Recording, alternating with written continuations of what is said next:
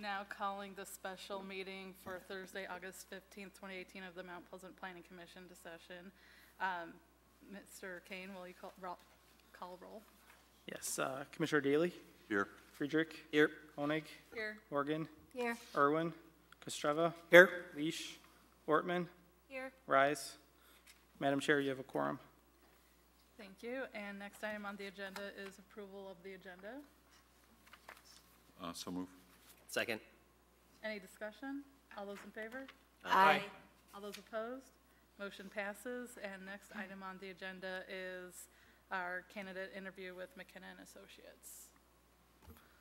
And Madam Chair, we have several folks here with McKenna & Associates to present to you tonight. They have their presentation loaded up. We'll go ahead and invite them forward to the podium, and they'll be providing you with a 20-minute or less presentation.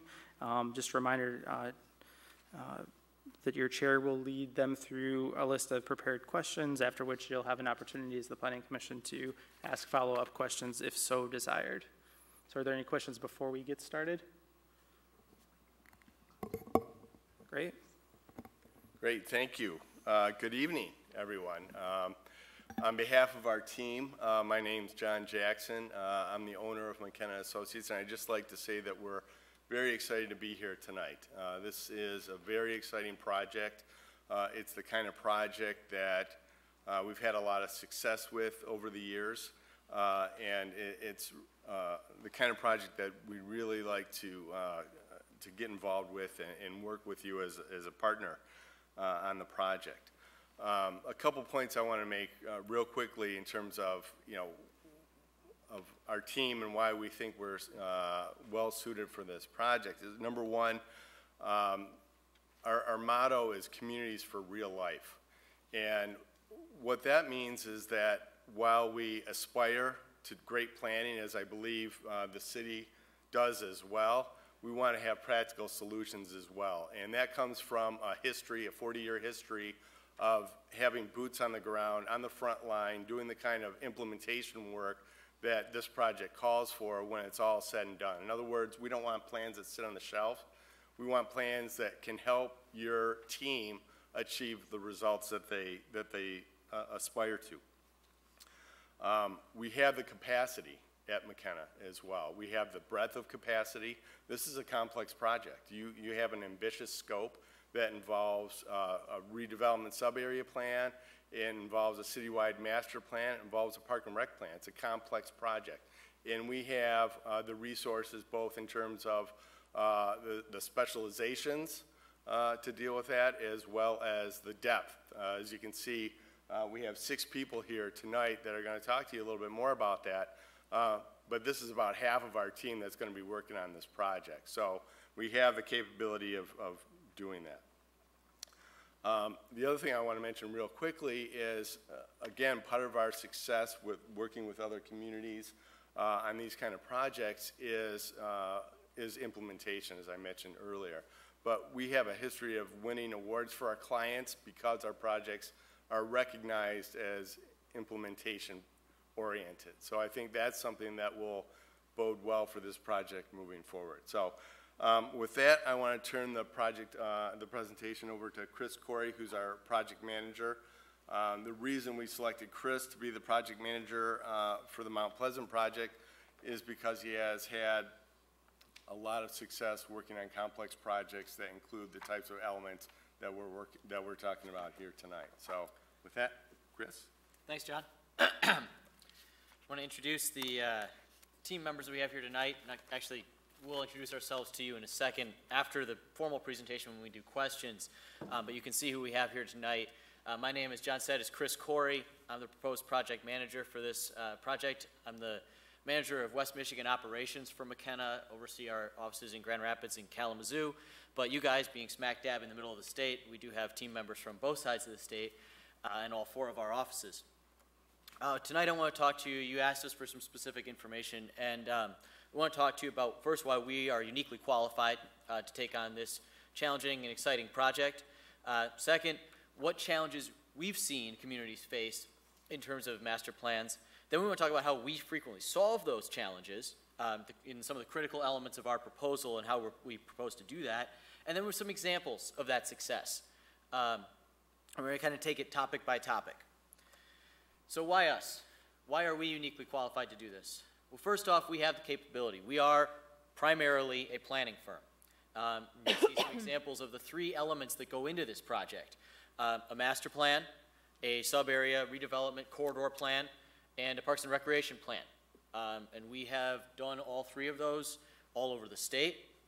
We've done them together, we've done them separately, we've done them in complex situations, we've done them in small towns, we've done them in rural areas, we've done them in big cities. It's something we've done repeatedly. We also have the capacity. These pictures represent our 4 offices around the state, our headquarters in Northville, and our offices in the downtowns of Detroit, Grand Rapids, and Kalamazoo. It's also our passion. This is, we are planners, first and foremost, like I said. And the reason we put these drawings up here is that this is something that we will literally sit down and kind of doodle out, because it's the kind of thing we think about. It's the kind of thing we've thought about since we were little kids, right? Is community planning, is improving quality of life, visioning, seeing what this community can be in 10, 20, 30, 40 years. We also, of course, have the experience. Some of our recent projects up on the PowerPoint there that include things like Parks and Recreation planning in complex communities like Birmingham and Kalamazoo, transportation planning along suburban retrofit corridors that kind of like your Mission Street corridor. The Cedar Street, which Paul will talk to you in a little bit, is a good primer for that. And our expertise.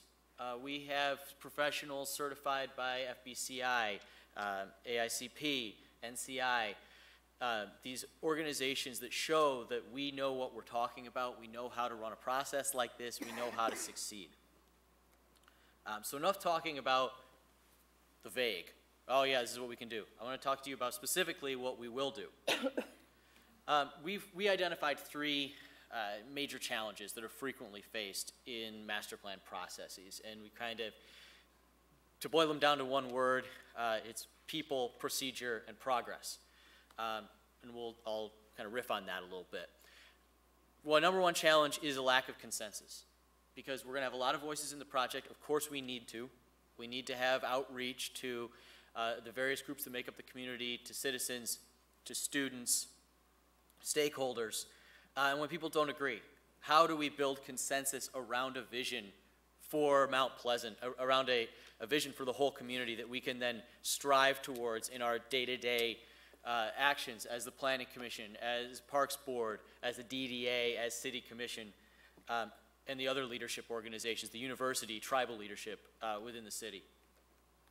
So what we strive to do is build that consensus, and we do it through an organized, robust public input process.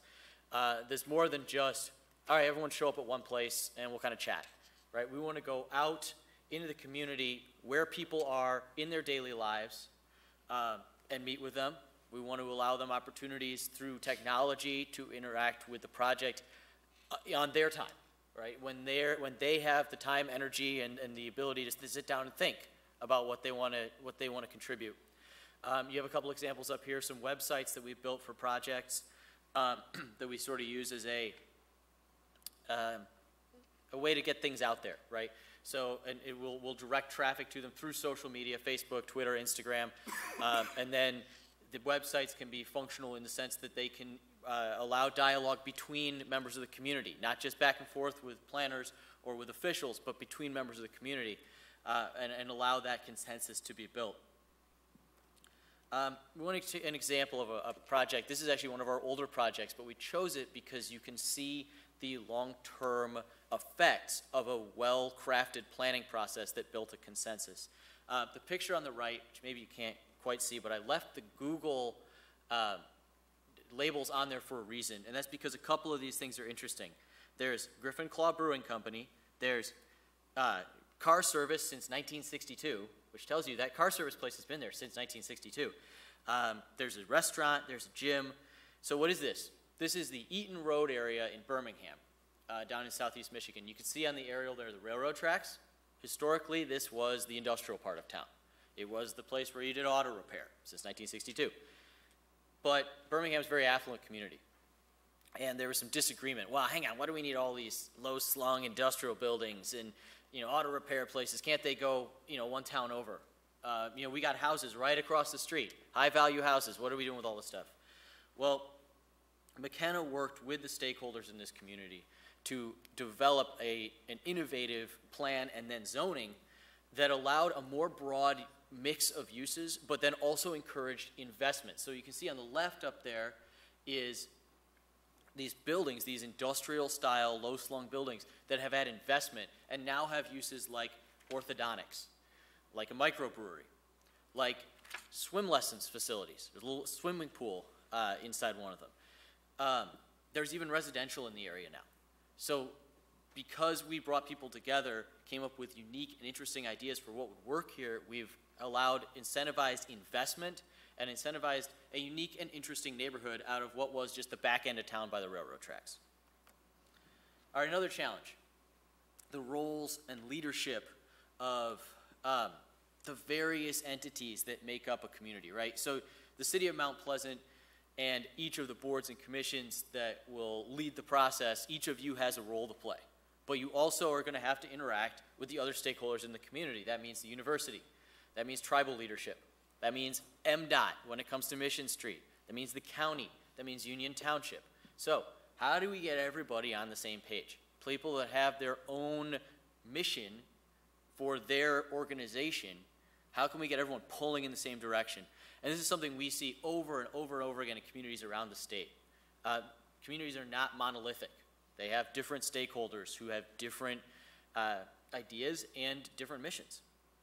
So what have we done? What we're proposing is that our team is not hierarchical. Sure, I'm project manager, but we have brought a team in of experts in different subject areas that will interact with each of those entities throughout the process. If you look at our scope, we have check-back meetings with the city commission throughout the plan. We're not going to take it in a linear form where, all right, well, we're working with the steering committee, and that's just behind closed doors, and then the plan emerges to the planning commission at a public hearing, and people say, hang on, wait a minute. Like, when did I get a chance to interact with any of this? Now the process is over. Then you get to the city commission, and they have to respond to their constituents, and this is the first time they've seen it. That's not what we're doing here. Each element of the plan will be checked and rechecked with city commission, with planning commission, and with the various stakeholders around the community. Example of how we did this is down in Rochester, where we did a sustainability plan for them, which included this decision-making framework. And what the decision-making framework allowed people to do is allowed each of the various decision makers around the community, all of those stakeholders, all of those entities, to have one set of criteria for making decisions. And in this case, it was in order to promote sustainability in the community.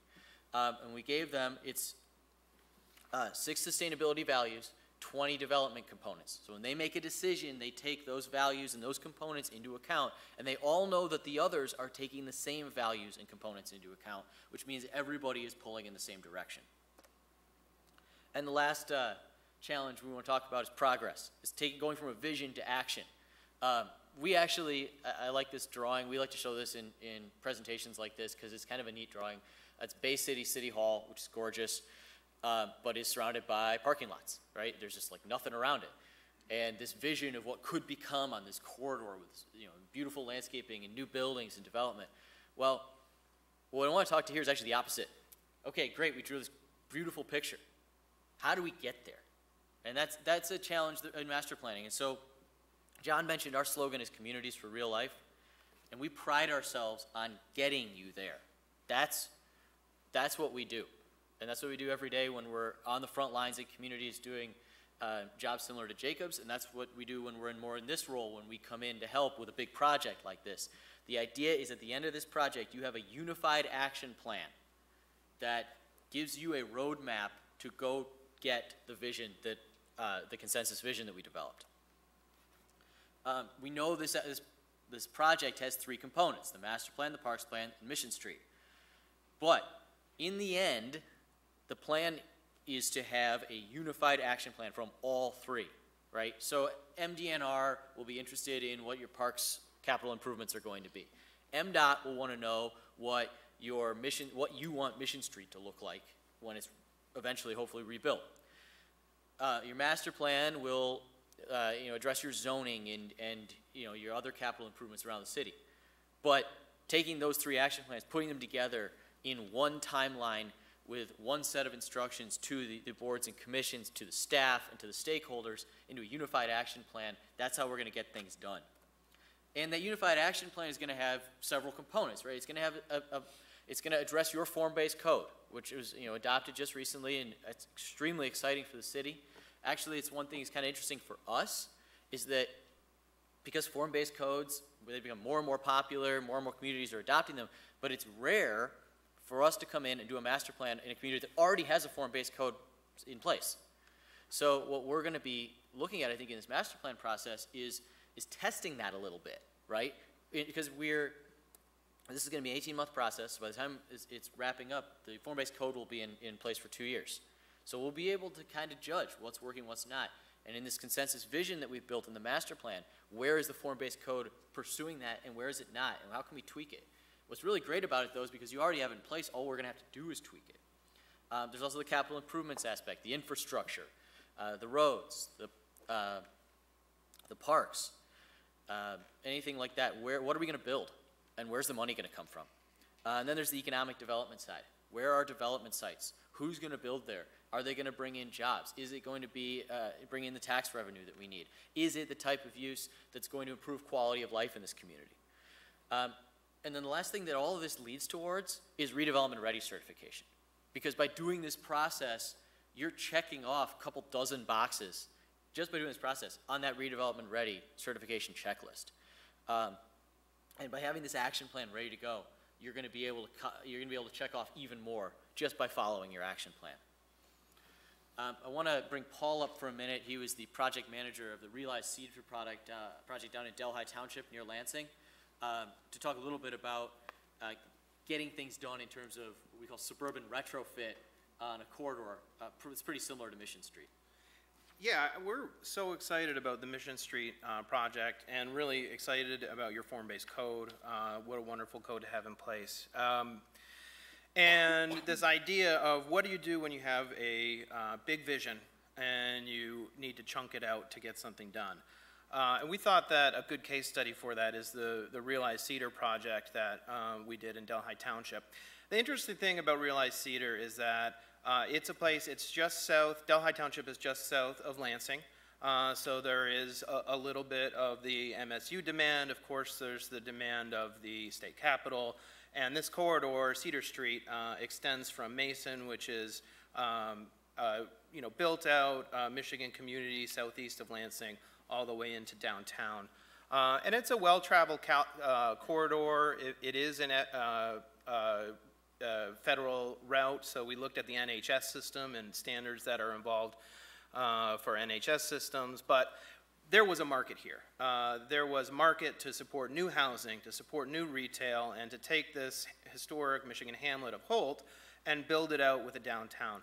The problem is the code that they had in place and the desire that the DDA had to fund new improvements. They had sites that were catalyst sites that they'd purchased, and a lot of things in place, but the function of the corridor did not fit their vision for land use and connections to the surrounding neighborhoods.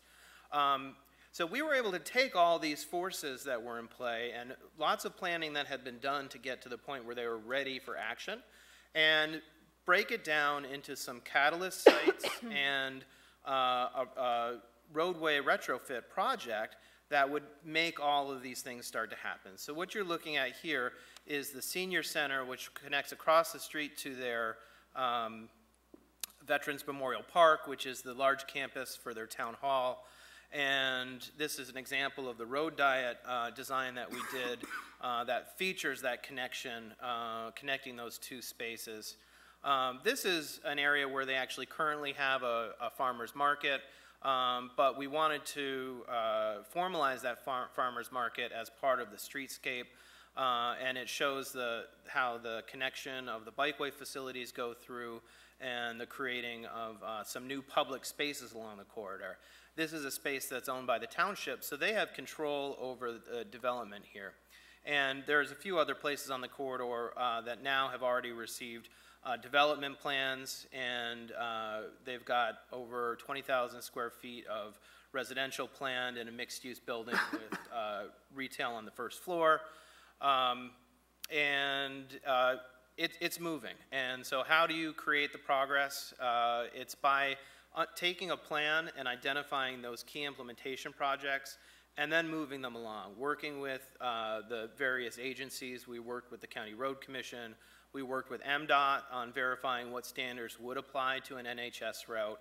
And now that street is under construction. So we took it through design with our partners at HRC.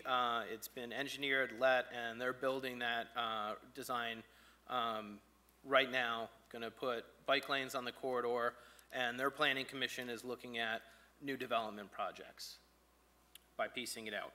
And Chris is going to talk about a similar project we did in Oxford. Thanks, Paul.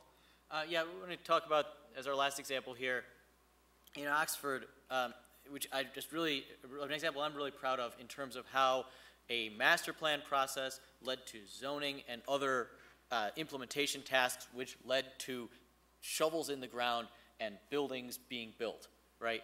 And so what we did in Oxford is they had a master plan in place already, and it was time to review it, right, 5-year review. But we kind of said, well, you know what, this overall vision is still working, right? We're in good shape with this vision, but we don't know how to implement this thing. So what we did is we called area redevelopment plans. We went around the village and we said, all right, here's your redevelopment sites. Here's areas where you can see growth and opportunity. And I've got one up there. You can kind of see this is in the middle of the village. It was an old, actually they manufactured cinder blocks. And they kind of dumped them in the back on this like gravel cul-de-sac thing, right? So there's just like this was not the highest and best use of this land. So what we did is worked with the property owner, surrounding neighbors, developed a vision for the site, put it in the master plan. Then we developed a form-based code for the downtown and surrounding areas that prescribed very clearly exactly what we wanted on this site according to that master plan vision, similar to how your form-based code works here. What I like about this is if you look at that drawing on top that shows the 2-story building with the setback 3rd story, well, what we got was this is the site plan for the site. There's the 3-story building with the setback 3rd story. It looks almost exactly like it does in the zoning ordinance, which isn't, the goal isn't to make it look exactly like that, but I just think it's a good example because that's what it shows. And we took this from empty land, underused land, all the way to this development through this process. This is what we can do here. It's what we do every day, and we're proud of it. So we thank you for your time tonight, and we're ready for your questions. Thank you.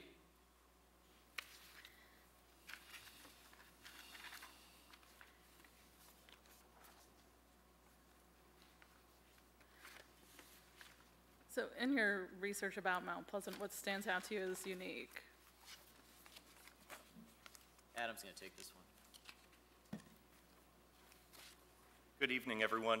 Again, my name is Adam Cook, and one of the things our team understands is that if we're going to help a community, if we're going to partner with a community to figure out where they want to go in the next 20 or 30 years, we also have to have an intimate understanding of where that community's been. And so one of the things we do is we take a deep dive in, get that intimate knowledge of the community's history. And, in doing that for Mount Pleasant, one of the things that struck us as being particularly unique is, what one might call the economic geography and the cultural geography of this community. Very unique to Michigan. You've got influences of course, the Native American population. You've also got influences as Mount Pleasant grew over the years. What we might call a northern influence because of the timber industry, what we might call an eastern influence because of the farming presence, what we might call a southern and a western influence because of the oil and gas boom. This is really the only place in Michigan that we can think of where all of those factors have intersected and really been a key driving force in the shaping of this community. And then you layer onto that not only the sort of industrial past and the economic past, you layer onto it the explosive growth of CMU and the higher education presence. So Mount Pleasant's really been a constantly booming city. Other towns and cities in Michigan, they've had their up years, they've had their down years. Mount Pleasant, it's been consistent. You've been a 19th century boomtown, a 20th century boomtown, And we want to help position you to be, or continue to be, that 21st century boomtown. You know, in that 21st century, economic driver in your case is higher ed, is the higher ed presence.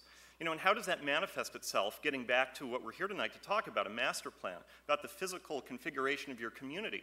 Well, if you look at your, for example, your housing study, your target market analysis that was recently completed, there's easily demand for 1,000 attached residential units a year over the next 5 years due to that higher education population. I mean, so there's a tangible connection between where we're going with this vision, with your incredible form-based code that, as Chris mentioned and Paul talked about too, has already been adopted, to build off of that and to really make significant progress toward implementing that physical vision, because the economic basis is there. So, in summary, I mean, I think that's what our team found to be particularly unique about your community, and something very, very exciting for us to have the opportunity to sink our teeth into and really get to know on a deeper, fundamental level. Say that $1,000, you mentioned the number 1,000. Say that again. I want to hear it again. If you, your target market analysis, which was a housing study that was done for Isabella County, but zoomed in and focused on the city of Mount Pleasant in there.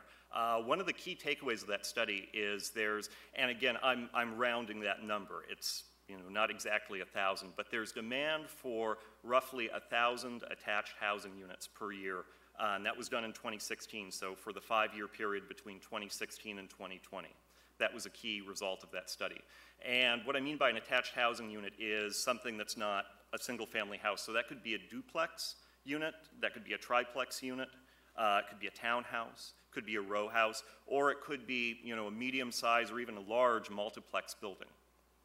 And that's per annum for 5 years? Per annum for 5 years. Not 1,000 over 5 years, 1,000 per annum. That's correct. Okay. Okay. The city received 8 responses to the RFP, and the number of hours devoted to carrying out the project and its elements varied considerably. How did your team determine the number of hours necessary to complete this project? Sure. Just as a reminder, my name is Sarah Traxler. I actually was here interviewing for the Form-Based Code project, which we're thrilled to hear went very well for the city. As everyone's mentioned, we're really enthusiastic about this project. I actually prepared the proposal, so that's why I'm answering this question. First, when I'm preparing a proposal and other proposal preparers at McKenna, what we do is figure out how many public and internal project meetings are necessary to really do a proper vetted process and make sure that we don't have surprises at the end of a project that will result in a plan not being adopted, having to send something back to a board or commission, and or having the public not have buy-in into the plan. So what I first did was identified the number of meetings that I thought would be appropriate. So in terms of the public meetings with City Commission, Planning Commission, Parks and Rec Board, and the DDA, I built in, and including the 4-day charrette, that comes out to 18 meetings, and one of those is the 4-day charrette. So of course there's many more meetings than that charrette. And then I proposed 11 internal McKenna and city meetings. Now that's where you could invite your steering committee if you're interested in having a steering committee, but at the very least we wanted those to be with the department heads, where we're going over the progress on the projects, planning first thing for public engagement and getting that communications program put together. And for that we have 11 meetings. So we have 29 meetings, and I budgeted out the number of hours that would be necessary for those, including the 4-day charrette. And by the way, we think the 4-day charrette is appropriate for the scale of this project, and we're basically during charrettes going from sun up to sundown, well, assuming it's in the summer, much longer than sun up to sundown in the winter. So those are really long days, and you get a lot of, as you've been through it, a lot of work product out of that. So I budgeted for the meetings, and then I ran the numbers for what we would normally charge for a project, each one of those projects, the master plan, Parks and Rec plan, sub-area plan for Mission Street individually and kind of backed out the meetings since I had already budgeted for those. What I didn't tell you is that I had a number in mind, just reading the RFP. And when I budgeted all of the people's times to do the work, attend the meetings, it actually came out, exactly at $150,000, which was my number in mind at the outset. We have budgeted over 1,600 person hours for this project. That's very generous. We know from our, friendly, collegial, competitive environment in which we operate that our hourly fees are lower than most of our competitors. So if you notice that we have more hours than the other 7 proposals and a lower fee, that's where that comes from. Thank you. You're welcome. And how will your team ensure that the community participates in and is excited about the project? Well, we need to make the project exciting. I think that's the goal. It needs to be a truly public project. It's not a project that happens in this room. It's a project that happens out in the community.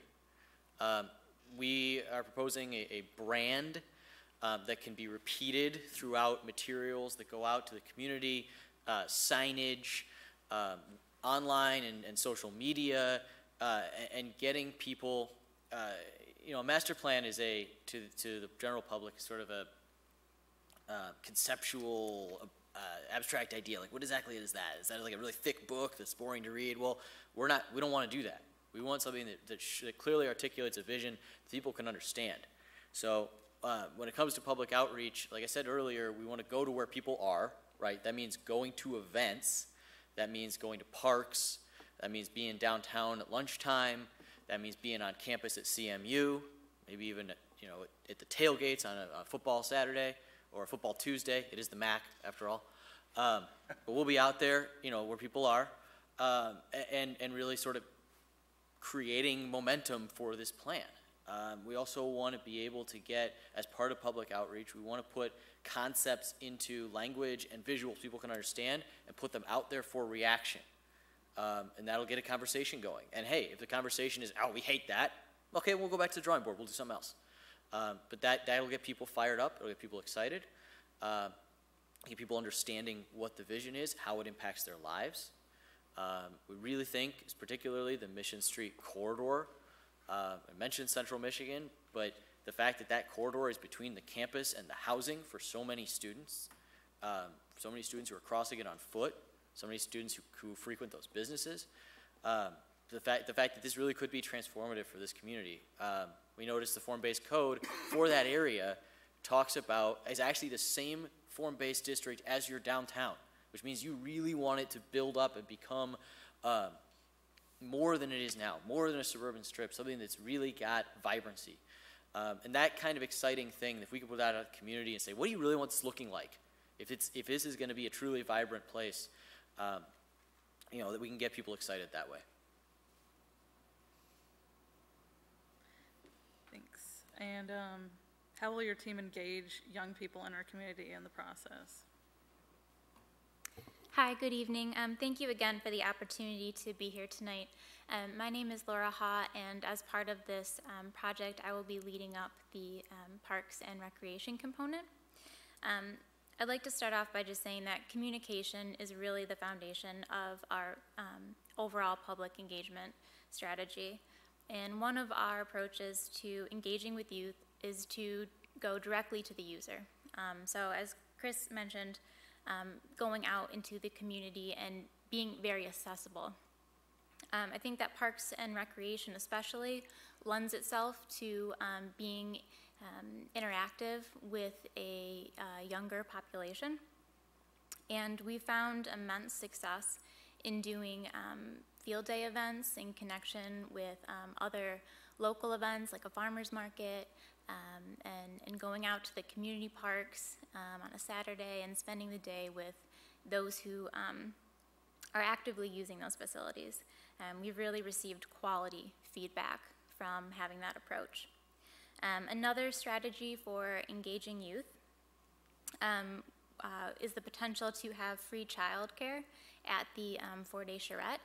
this is an opportunity to work directly with the kids, but also to allow the parents or their guardians to fully engage in the planning process.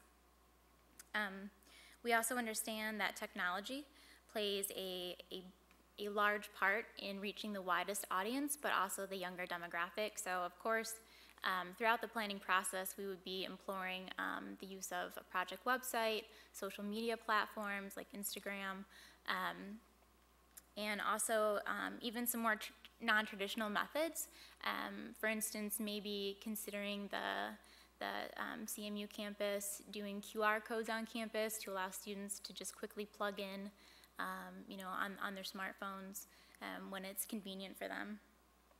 I'd also just like to note that our approach is really inclusive of all age groups, not just the youth, and that from the onset of any project that we do, we make it an effort to connect directly with the various age groups and demographics in the community and to stay connected with them throughout the process.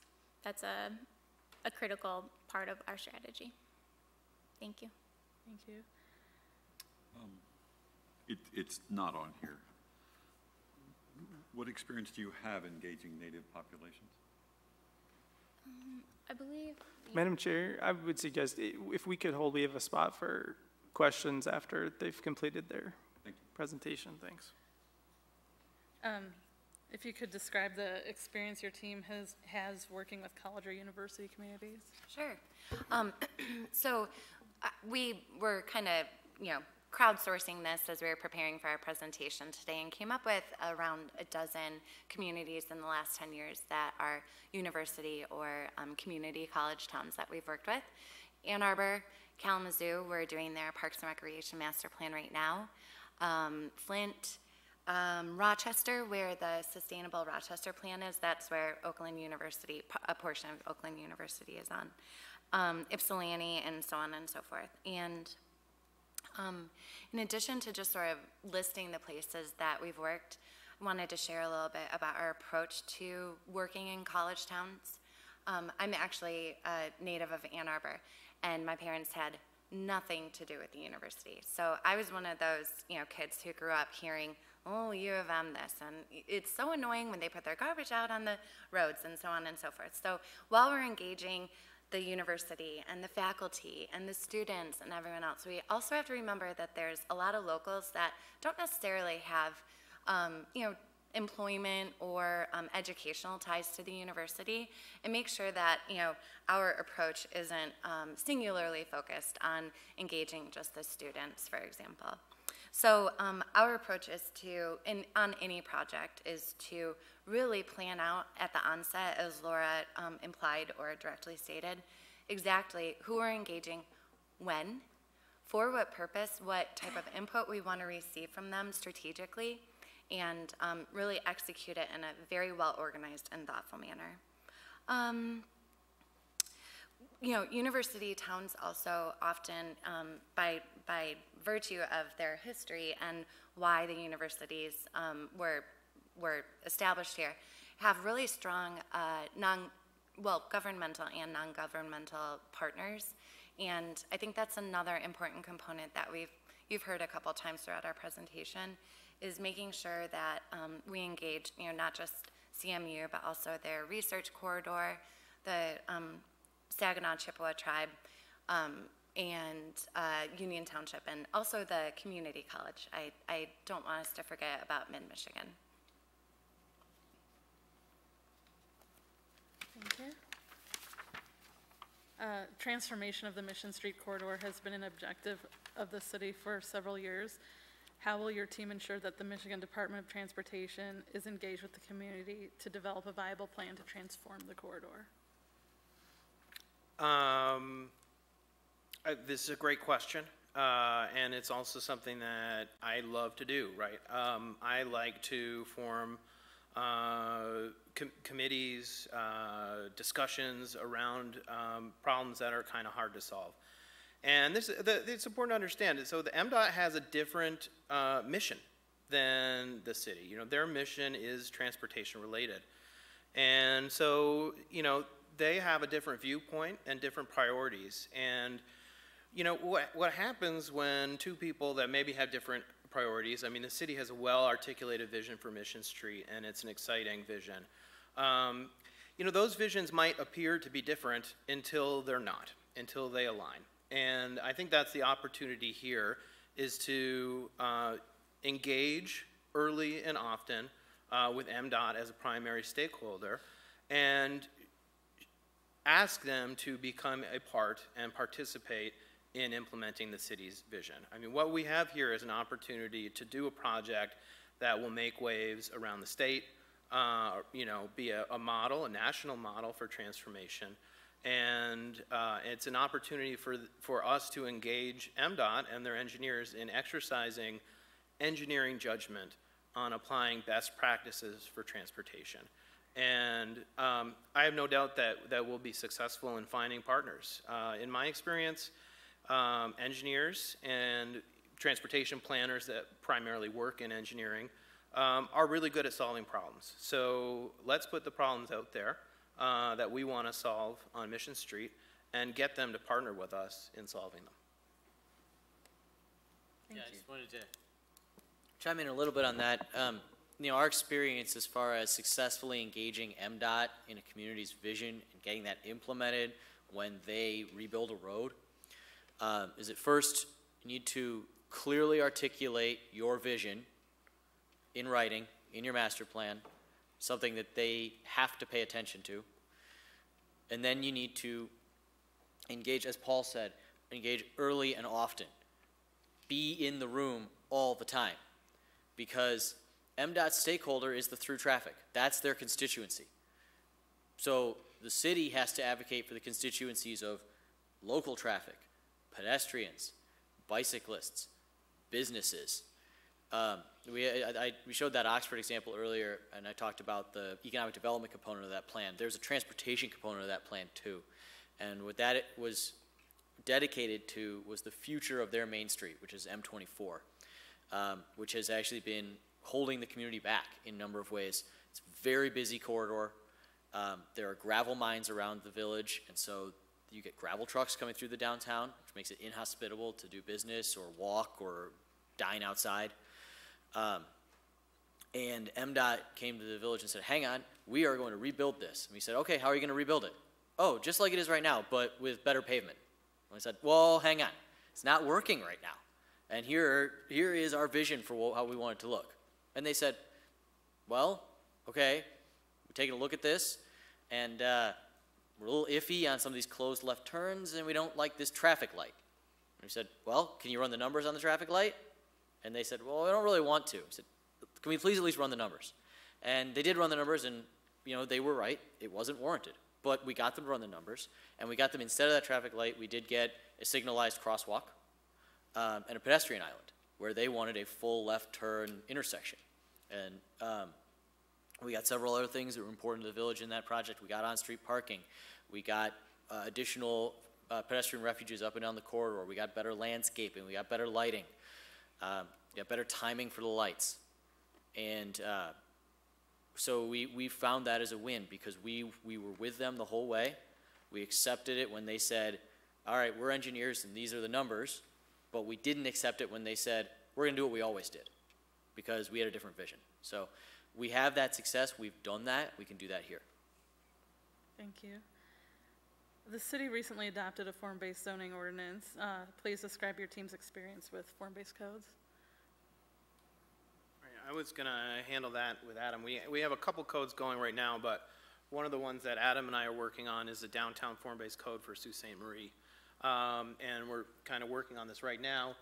I think that there's some parallels to the process that we would go through here, because what we had to do in the Sioux was we designed a charrette to do coding. And we worked through the relationship that their master plan and their planning goals would have to developing and implementing a code in their downtown. And you know, what we found was, you know, how do we focus on their key sites? How do we articulate the type of transformative change they want to have on those key sites? And how do we relate that to the code? I think we'll kind of be taking that in reverse order here, because we're going to be saying, here's the code, we have the key sites, now what are the steps to get that transformation? But ultimately your master plan and your code are so interrelated that when we talk about how to develop your master plan and what projects should be included in the three projects, Mission Street Plan, the Parks Plan, and the master plan, we'll be looking for projects that are related to that code, and will help you get some quick wins and show how that code can be brought to life. And Adam had some interesting thoughts here too. And something else maybe that connects with what Paul just told you and dovetails with what I was saying earlier about sort of your 21st century booming economy. With that demand and relative to the Mission Street corridor, there's going to be what's known as a suburban retrofit that's going to take place, relative to what your FBC states over the next 20 to 30 years. And our team does have experience with that, and that's been brought up before. For example, I'm vice president of our CNU chapter, CNU being Congress of the New Urbanism here in Michigan. And so I'm CNU accredited. And we have extensive experience, and connections, talking to people that have done these suburban retrofit projects in communities much bigger than this. What strikes me as really interesting is that, for a community of about your size, you have the opportunity to do something in terms of a transformation there along Mission Street that's really on the kind of physical scale of what has been done in much larger communities. And some examples that we can draw from, believe it or not, are in the DC suburbs that have taken these really heavily auto-dependent suburban, corridors and turned them into really vibrant living places. Like in the span of 20 years, you wouldn't believe the change that's taken place, if you look at pictures or if you had experience there. And I think that knowledge and that sensitivity to sort of the different conditions, along Mission Street as well, where you've got the large parcel, large developer condition sort of on the south side, south of Broomfield, and then a bunch of, smaller parcels and a bunch of smaller owners. Those two conditions, south and north of Broomfield, we have to be sensitive to that as well, and I think that's something that our team has the strength to understand and really, help guide you through, that challenge. Thank you. The city is engaged in the Redevelopment Ready Communities program. Please describe your team's experience with the program and developing plans that align with the RRC best practices. So we're extremely familiar with that program. In fact, a number of years ago, we were asked to help develop a series of training sessions and presentations on exactly what it meant to be redevelopment ready. And so from the beginning, we've embraced the best practices that are outlined in the Redevelopment Ready program because it represents good planning. And so we fully support that. And we work for a number of communities, including East Point and River Rouge, that are redevelopment ready certified. And we understand the importance of that for communities, mature communities, that have challenges in terms of trying to promote, it's not a matter of just trying to promote any kind of redevelopment, right? I mean, it's hard enough to fill vacant spaces or to get new development to come in, but the Redevelopment Ready program goes way beyond that and says not only do we want that, but we want it to improve walkability. We want it to make better places. So we're raising the bar. That's part of the Redevelopment Ready program as well. And that's, again, we have extensive success in working with those principles and applying those principles in our projects. I think the one last thing I want to say about that is in order to be competitive, you have to have something ready to market. And I think, as Chris pointed out with the Oxford plan, we fully expect that that will be a product of this master plan process, is something that you can take to market and say, this is ready to go. So, yeah, we buy that process big time. Thank you. How will you ensure the various components of our plan are well integrated and consistent with each other? Sure. Well, I mean, obviously, we had a pretty well coordinated system with these questions. Now, all right, I got a laugh from my coworkers. All right, anyway. No, I think we talked earlier in our presentation about having a unified action plan that brings the three components of the project together. And there's going to be overlap between the three components of the project. They aren't really standalone. It's all about quality of life in the community. And getting you, when I mentioned an action plan, what we envision that being is, here's the time frame, here's the project, here's the budget, here's the primary entity responsible, okay? And here's how we're going to get the money. And having that listed out, and putting that not at the end of your plan, but at the beginning. You open and that's page 1. This is what we're going to do, okay? And so when you guys, as staff, as officials, as community stakeholders, on a year-to-year, month-to-month, day-to-day basis, you're following that timeline. This is what we decided we were going to do this year. These are the projects we're going to get done. You're going to see that vision come to fruition in all three aspects of the plan, and based on all different aspects of the vision, right? So all the different things that go into that consensus building, into that vision, into all three. We had the flow charts where it goes into three things and it comes back into one, and that's how we operate. We do plans that have these subcomponents all the time. We do master plan, DDA, parks. We do transportation, redevelopment, and corridor planning. We incorporate stuff all the time, and honestly, we recommend it because there are obviously efficiencies there. When you look at the required elements of a Parks and Recreation plan, a lot of that is what goes into a master plan, and all of that can inform corridor planning. So we think it all works together, and we don't really see that even necessarily as that much of a challenge. It's just that's the product that we are proposing to create, is unified. If I may just add a couple things to that too, and we didn't discuss this earlier, but I just had the thought.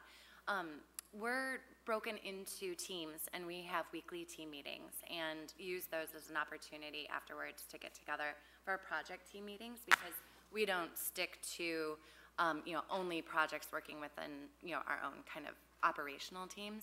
So we, especially in complex projects like this, we have frequent internal meetings. We use an IM instant messaging app called Slack on our computers, where we set up channels for each of our projects, especially when there's so many players involved, and we can use that as a way to chat with one another if we're not all in the same same office at the same time. We have a lot of internal methods for making sure that we're all on the same page. All of the offices share the same file system, of course.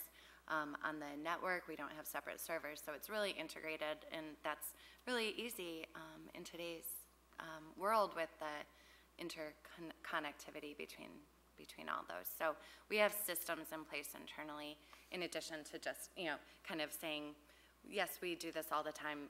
There's a really organized way of doing so. And we're a seamless team, because this is McKenna proposed this. We brought in Adam, as a partner because of his expertise and experience. But McKenna has like I said, capacity and capability to do each element of this project. We didn't need to bring in outsiders. We brought in Adam because we wanted to, and Adam works with us on many projects, so he's a part of our team too. So we are, we're going to go from your project to our other projects, same team, same collaboration, and communication internally to make sure that happens. Yeah. Yes, sir. I don't have any scripted questions, but I've heard you mention, all of you, the Mission Street corridor again and again and again. And to me, that's not and everybody in this room probably knows it's not the thing that is on my mind of concern for the city of Mount Pleasant. It's the suspect, at risk, sort of half decrepit area that we're sitting in right now, not this building, but the old downtown area. And which one of you people, and how much of this 1,600 hours are you talking about, is going to be dedicated to obtaining vibrancy in old downtown Mount Pleasant? I call it old downtown, as we all know. Certainly, there's 33,000 cars a day and tremendous economic activity on Mission Street. We're all aware of that. How are you going to make this area right here, more vibrant and make this, in fact, the city center? Yeah. Well, a city's downtown is its heartbeat. and it's always his heartbeat, even when the economic center shifts, right? And when you have a shift like that, that can produce sort of a temporary sugar high of development, right? Like, oh, all this economic activity is over here. Well, now we're in the process of redeveloping Mission Street, so we know that that sugar high is over, and we need to refocus on the community's center. The downtown has a lot of assets. It's got its intact building stock. It's got the river and the parks. It's got this facility, which is gorgeous. It's also got weaknesses. One of the unusual things about your downtown is it's not on any of the highways that come through town, right? It's not on 127. It's only partially on 20. And so how do we drive the economic activity back downtown? How do we get the students to come here? How do we get the residents to come here? I know those are the questions you're asking. It's questions we want to answer through this process. And it's something we've done in a number of downtowns throughout the state, very challenged ones. We do downtown plans all the time. And we actually run into an interesting quandary, which is, do you want all the traffic coming through town or do you not? Because I think the best case scenario is you can bring people not through downtown, but to downtown. And like I said, you have the bones. It's a pleasant place to be. We just need more people to be there. So just to add to that, so we've mentioned the Mission Street corridor, obviously, because that's a sub-area that you called out in the RFP. But just to give you an idea, I think we allocated approximately $20,000 for the Mission Street project. So that means the other $130,000 will be allocated to all the other elements of this project, which not only include downtown, which Chris pointed out is one of the things that makes you, I don't want to say unique, but it's one of your assets for sure. But what about the residential neighborhoods? What about the other corridors? What about the other areas? We're going to look at all of it. It's a citywide master plan. So I want to allay your fears that we're going to allocate too much effort to the Mission Street. But as you mentioned, it's an important part to deal with. Can I tag on just a little thing? I think I'll make it quick too. The Mission Street does not exist outside of downtown. Like, what you have here is a gem. What we have to figure out in Mission Street is how to complement it so they work together. So even the time that we spend looking at Mission Street, it's not separate from making the heart of the city work. It's a complement to that, and I think that's your challenge.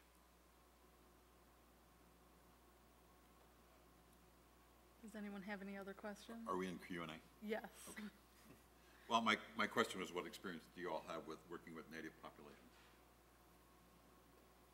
Yep. So in the late aughts, I managed a project for the Little Traverse Bay Bands of Odawa Indians. They were disposing of their old casino site on the main, kind of highway going into Petoskey. I think it's 31, and had already built the casino across the street. So we prepared a market study and site redevelopment plan and implementation program for the LTVB. And I think also, which might be more valuable to this planning process, just last month we brought on a new team member named Susan Cronander, who had experience, I think, between 5 and 10 years working for another tribal nation up in Traverse City area, the Grand Traverse Band of Ottawa and Chippewa Indians. And Susan was a staff member of theirs and is, really accustomed to dealing with the tribal nations and leadership and, kind of the special touch that we need to provide in order to make them feel like they're properly engaged in the process and respectfully engaged. So, we have experience administering processes for them and also performing special projects with tribal nations. Thank you. You're welcome. Any other questions? One of you, and I can't remember who it was, mentioned if we choose to have a steering committee. Can you speak to that? Yes. Sarah, did you? It was me. Okay. Yeah. So basically, when I was writing this project chart, which anyone who received the proposal saw the detail in this, I wanted to leave the door open just because I wasn't 100% sure if that would be something that you wanted to establish or not. Leave the door open for a steering committee actually being present during those city/McKenna meetings. So those would be like the working meetings that our project managers and, you know, department heads would be leading. So that is seamlessly able to be rolled into this process. And you may have noticed that on the 4-day charrette schedule that we prepared, we had steering committee meetings, you know, right at the beginning and then midway to manage that process. Have you found that they're valuable or? It depends on the size, truth be told. If you are able to get a lean and mean steering committee, I definitely recommend it. So I think, truthfully, without really kind of rolling up our sleeves, I can't make a recommendation right now because I don't know the, you know, exact particulars here. That would be the first thing that we would work through with your department heads or whomever else was coming to the kickoff meeting, was to really suss out if we think that that would be appropriate. But we're very open and have successfully operated in the projects that we've referenced today with steering committees. It's a very typical tool, and we're, you know, accustomed to working with that. Thanks. Any other questions? Does staff have any questions? Thank you for coming in and speaking with us. Great. Oh, I'm sorry. Go ahead. I was giving Chris and Ryan the opportunity to speak first. Perhaps Paul, unlike Commissioner Kostreva, I have some concerns that Mission Street may not have enough attention devoted to it. Sorry, sir. I'm sure that we disagree. And part of that is the effort that the DDA has contributed toward this. You know, it's the sub-area plan, et cetera. And I just wondered how you may address some of the concerns that were articulated in the RFP. And, you know, I think the way you addressed some of your questions that were posed partially answered that. I guess my concern is really around how we can get to the point with adequate effort of developing the community vision, which means the community stakeholders, residents, business owners, et cetera, along that corridor, and be able to come up with a community-driven plan for the corridor that we can get MDOT to buy into. As you indicated, it appears as though MDOT's goals are different than the communities in some instances. They're more transportation focused, we're more business corridor focused, if you will, and vibrancy and safety for residents and pedestrians and all users. So I'm just curious if the amount of money and time that you've devoted in your proposal, if you feel that that is adequate to address all of that. Because I know the earlier planning that we did that you reference in your proposal basically looked at about a week-long charrette just on that corridor, and I'm sure that you can build off of that. So I'm just curious or interested in some of your additional thoughts along those lines. Thank you. So I think it's been pointed out a couple times that the Mission Street corridor doesn't exist outside of the rest of the plan, which is why I think we're embracing the city's choice to tackle these three projects at once, because they're interconnected, right? Chris has been talking about how that's going to get some efficiencies in the process. How that translates to the Mission Street budget is that we'll be tackling the questions that need to be answered and the priorities that need to be developed for the implementation of the various plans, visions, and the form-based codes, regulations for the corridor at each meeting.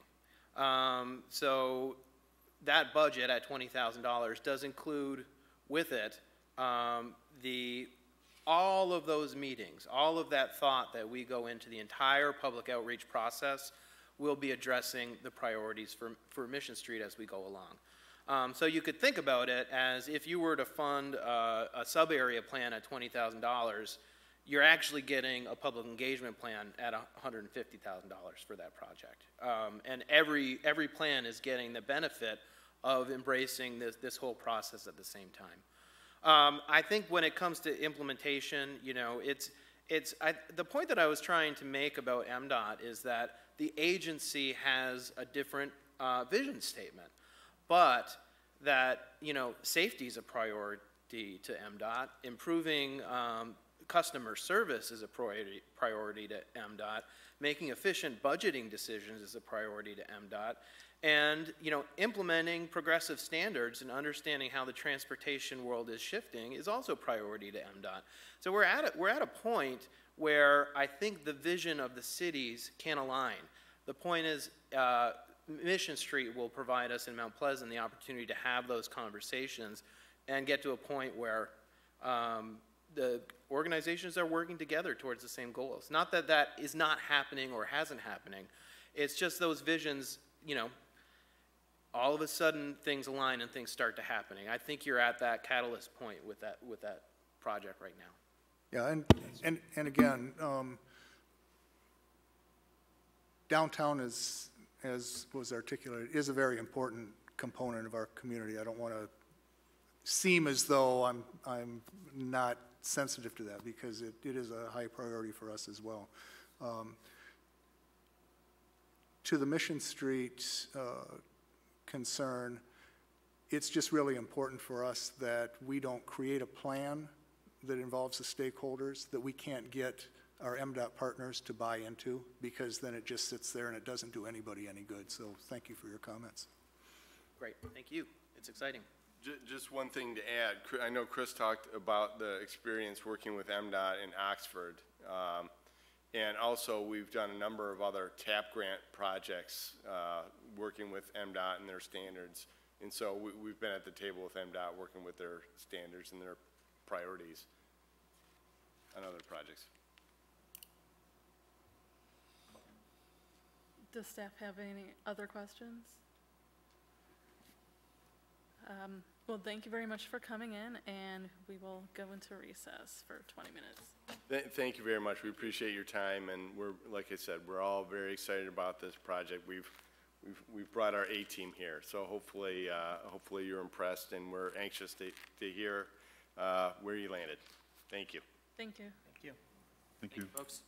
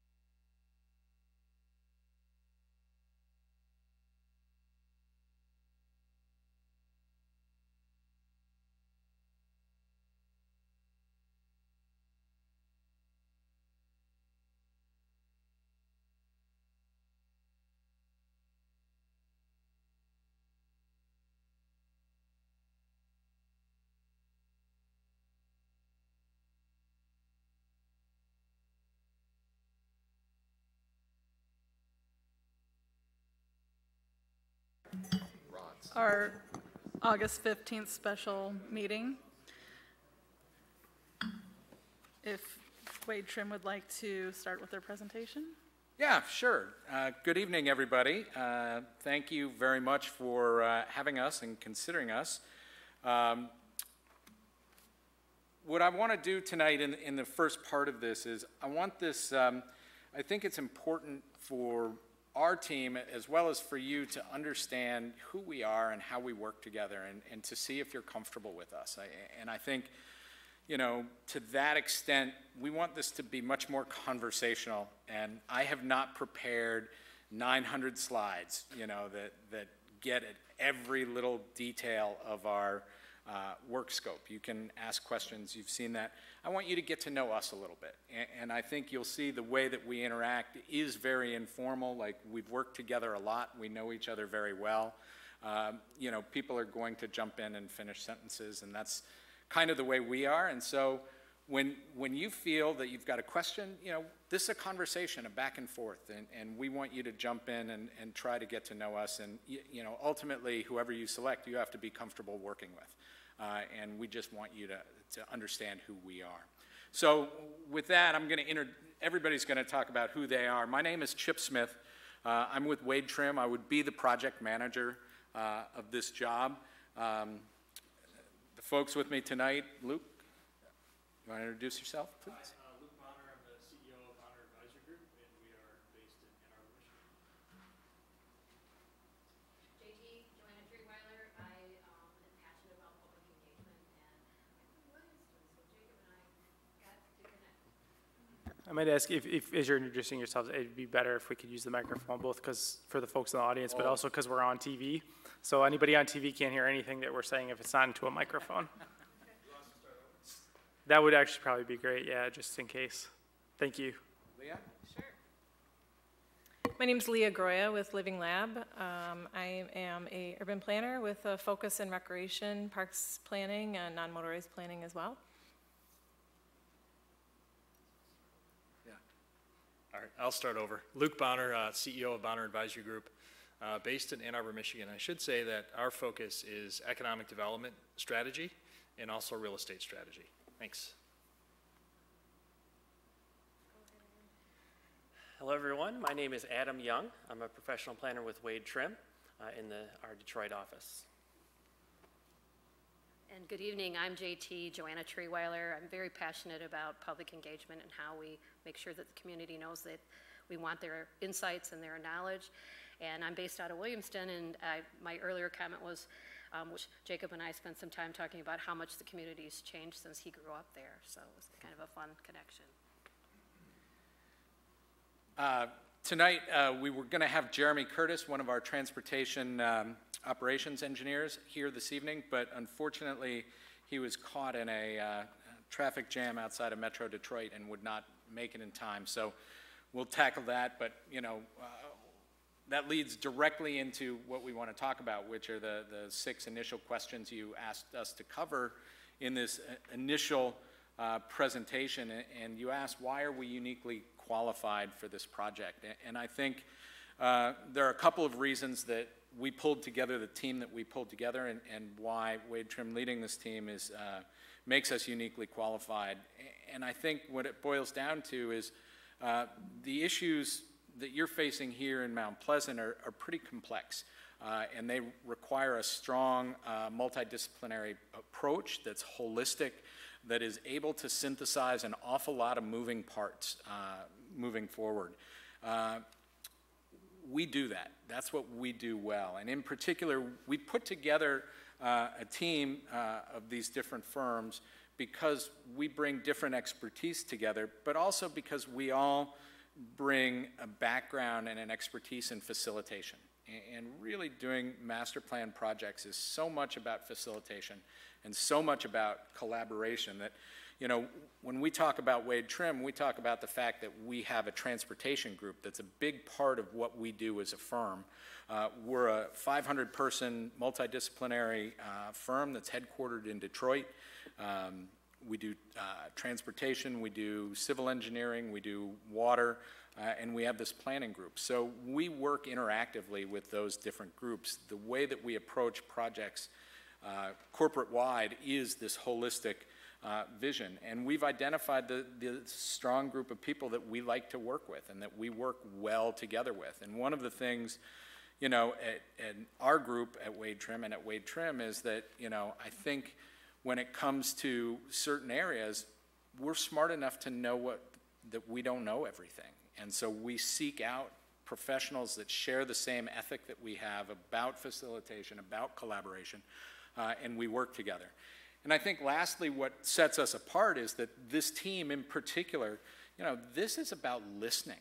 This is not about coming in and telling anybody how to do something. It's listening and adapting and developing client-based solutions to the issues that we have here, which are unique to Mount Pleasant. So that's, you know, my view of why we're uniquely qualified and frankly, why we put this team together the way that we did. And I'm going to ask anybody on the team to jump up. I'm going to go through these pretty quickly because I think the biggest part of this is the questions and the back and forth.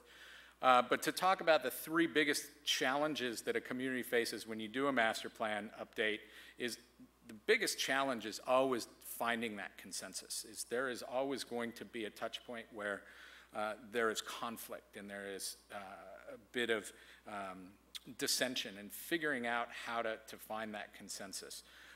And a big part of that is making sure that the process is open and inclusive.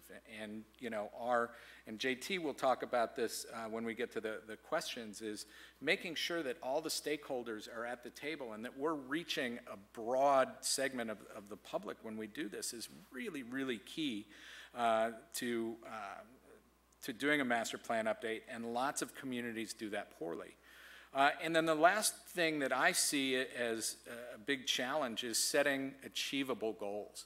It's really, I've worked in lots of places that set very aspirational goals, but then don't have aspirational visions, but don't set achievable goals to get there. And I think all of that aspiration has to be grounded in how do we get there and based in a very data-driven way to say this is how we're going to get there. You've asked us the three most important elements of our proposal, and I think the things that I'd like to focus on is, number one, is the charrette week that we've proposed, and this is a technique we've used in other communities, but given the scope of what you hope to accomplish, we think a very intense week-long what we call the charrette week with lots of different opportunities and ways for the community to participate sets us apart.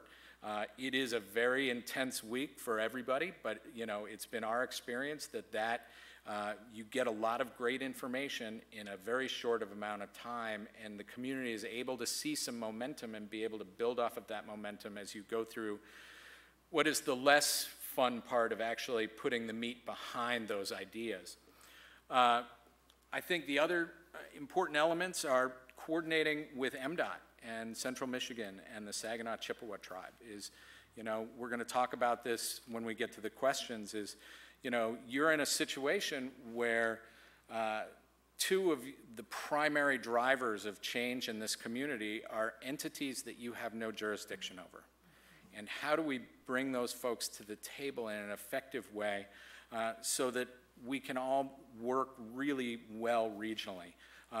And I include MDOT in that group because, you know, MDOT has such a footprint within the community with South Mission Street in particular that, you know, including them in what we do is a very critical element, and that's why our transportation group is so heavily involved in our proposal. And then the last element is open and clear communication between everybody. You know, ultimately, this has to be transparent. And it has to be concise, and it has to be digestible for the regular person. And I think that that's what sets our proposal apart. You know, I'm going to ask Adam to come up here and talk a little bit about Sterling Heights. We no one work scope can be transplanted to another community simply and easily, but there are a lot of similarities between what you're asking for with a master plan update, a non-motorized plan update, and a park and recreation plan update that was very similar to what we just finished in Sterling Heights a year ago. Adam can talk a little bit about that as he managed that project. Yeah, and again, it was a unique project. We're not trying to employ what we did in Sterling Heights and saying that this is the answer for Mount Pleasant by any means. In fact, that's kind of the opposite of what we'd like to do. But we did have some good success in Sterling Heights, and I think it is a good example. One of the things that really started with that you're going through right now is your rebranding effort as a city. That is what the city of Sterling Heights did just before they embarked on their land use, non-motorized, and parks and recreation plan development process. So they established their vision, essentially a new brand for the city focused on livability. It translated then into the master plan in terms of land uses, somewhat similar to Mount Pleasant. You're a predominantly built out community. Sterling Heights is the same, older commercial corridors. And their real focus as it relates to livability and kind of the sense of place is placemaking. And it was less focused on necessarily land use, but more on how can we reinvent strategic elements, locations in the community. For them, it's their commercial corridors, their regional shopping center that is kind of threatened to decline, and how do we go about that? They also were very focused on their non-motorized and parks and recreation plan component. Our parks and recreation and non-motorized planning element was led directly into their Recreating Recreation initiative that led to a bond initiative that was approved by the voters. So it was kind of a ground swelling of effort, getting people engaged first in the visioning, then to the planning process, and then it translated in kind of the educational why this is important, and it was passed, and now they are making great strides in terms of their parks and recreation. Luke, did you want to add as well? Luke was also a very important part of that team as we worked through that process. Yeah, the important part of the economic development component in this and how it aligns with planning is to make sure that it intersects at the appropriate points and not doing economic development in a vacuum. So as the community is going through this master planning process, it has a major impact on business currently and into the future. With this particular example, focusing on Lakeside Shopping Center, which had been there since the 70s, and like all of retail is going through a very significant change. The master planning process then started to intersect with economic development from the standpoint of how do we redevelop into the future this kind of asset for the community so that it's sustainable, the tax base remains high, and it continues to create jobs and be a quality of life asset for the city. So that's where sort of I come in is, on these projects that are job and investment oriented to make sure that it's aligning with the master planning process, which is what we've done in Sterling Heights.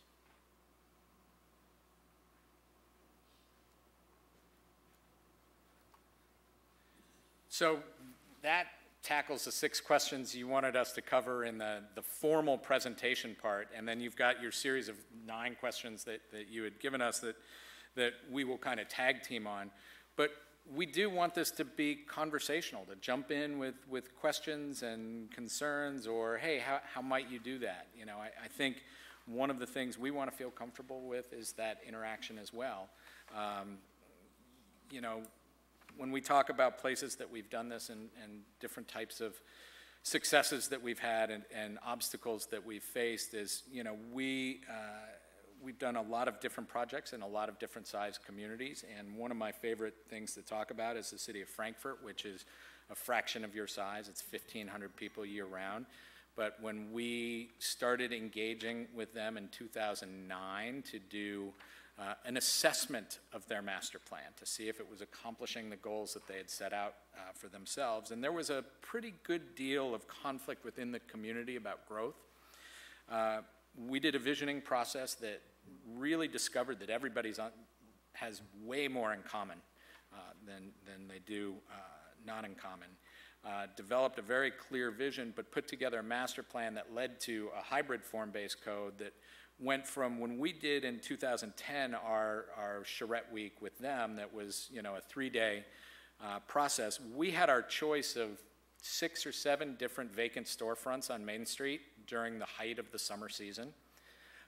Now there is 100% occupancy downtown. They've seen Storm Cloud Brewing come in and become a year-round anchor for them.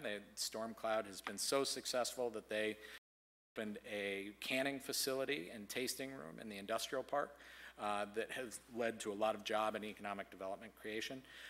And that all came out of those community discussions about what do we want to be 50 years from now. And so I look at experiences like that as we are bringing something different to the table, and we are really, really passionate about how we do this work. And I think being facilitators, it's fun. Thank you. In your research about Mount Pleasant, what stands out to you as unique? Who wants to tackle that first? I mean, I'll start, and people can jump in if they want to. Maybe we'll just have a queue for all of these questions. But, you know, I think as we looked at Mount Pleasant and everything that's happening here is all of the key components are in place. We work so many places where they haven't thought about, you know, an economic development strategy, or haven't engaged MDOT, or haven't done a form-based code outreach, you know, that everything is so segmented.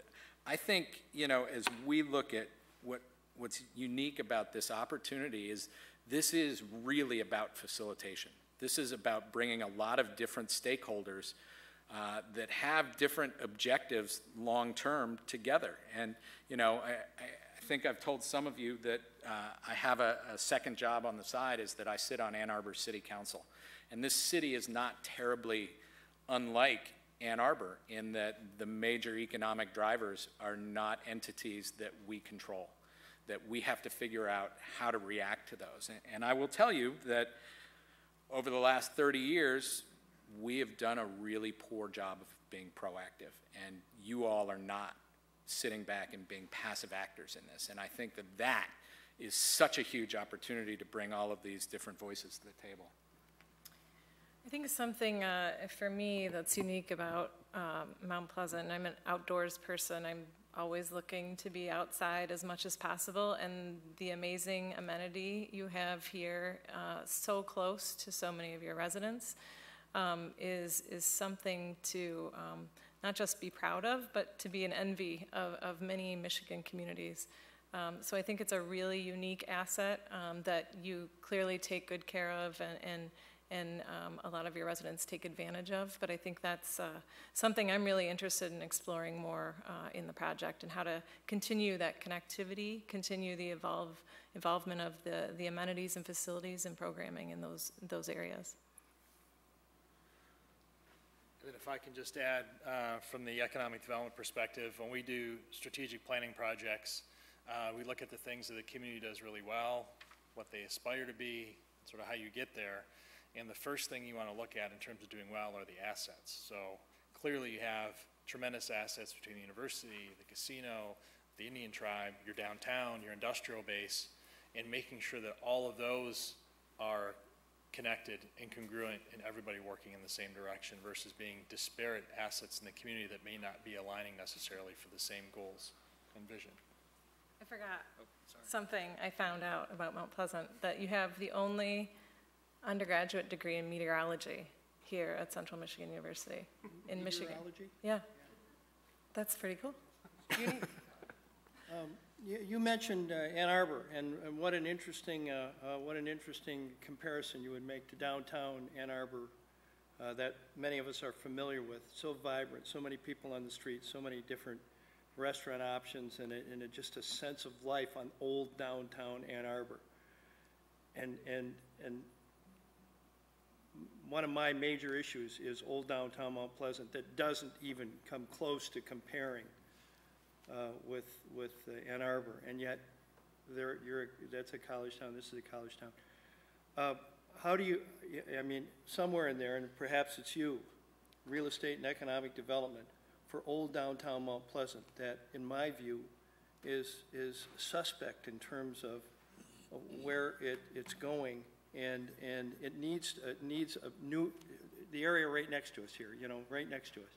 not Mission Street, not south of town with its millions and millions of dollars of new development, but old downtown Mount Pleasant.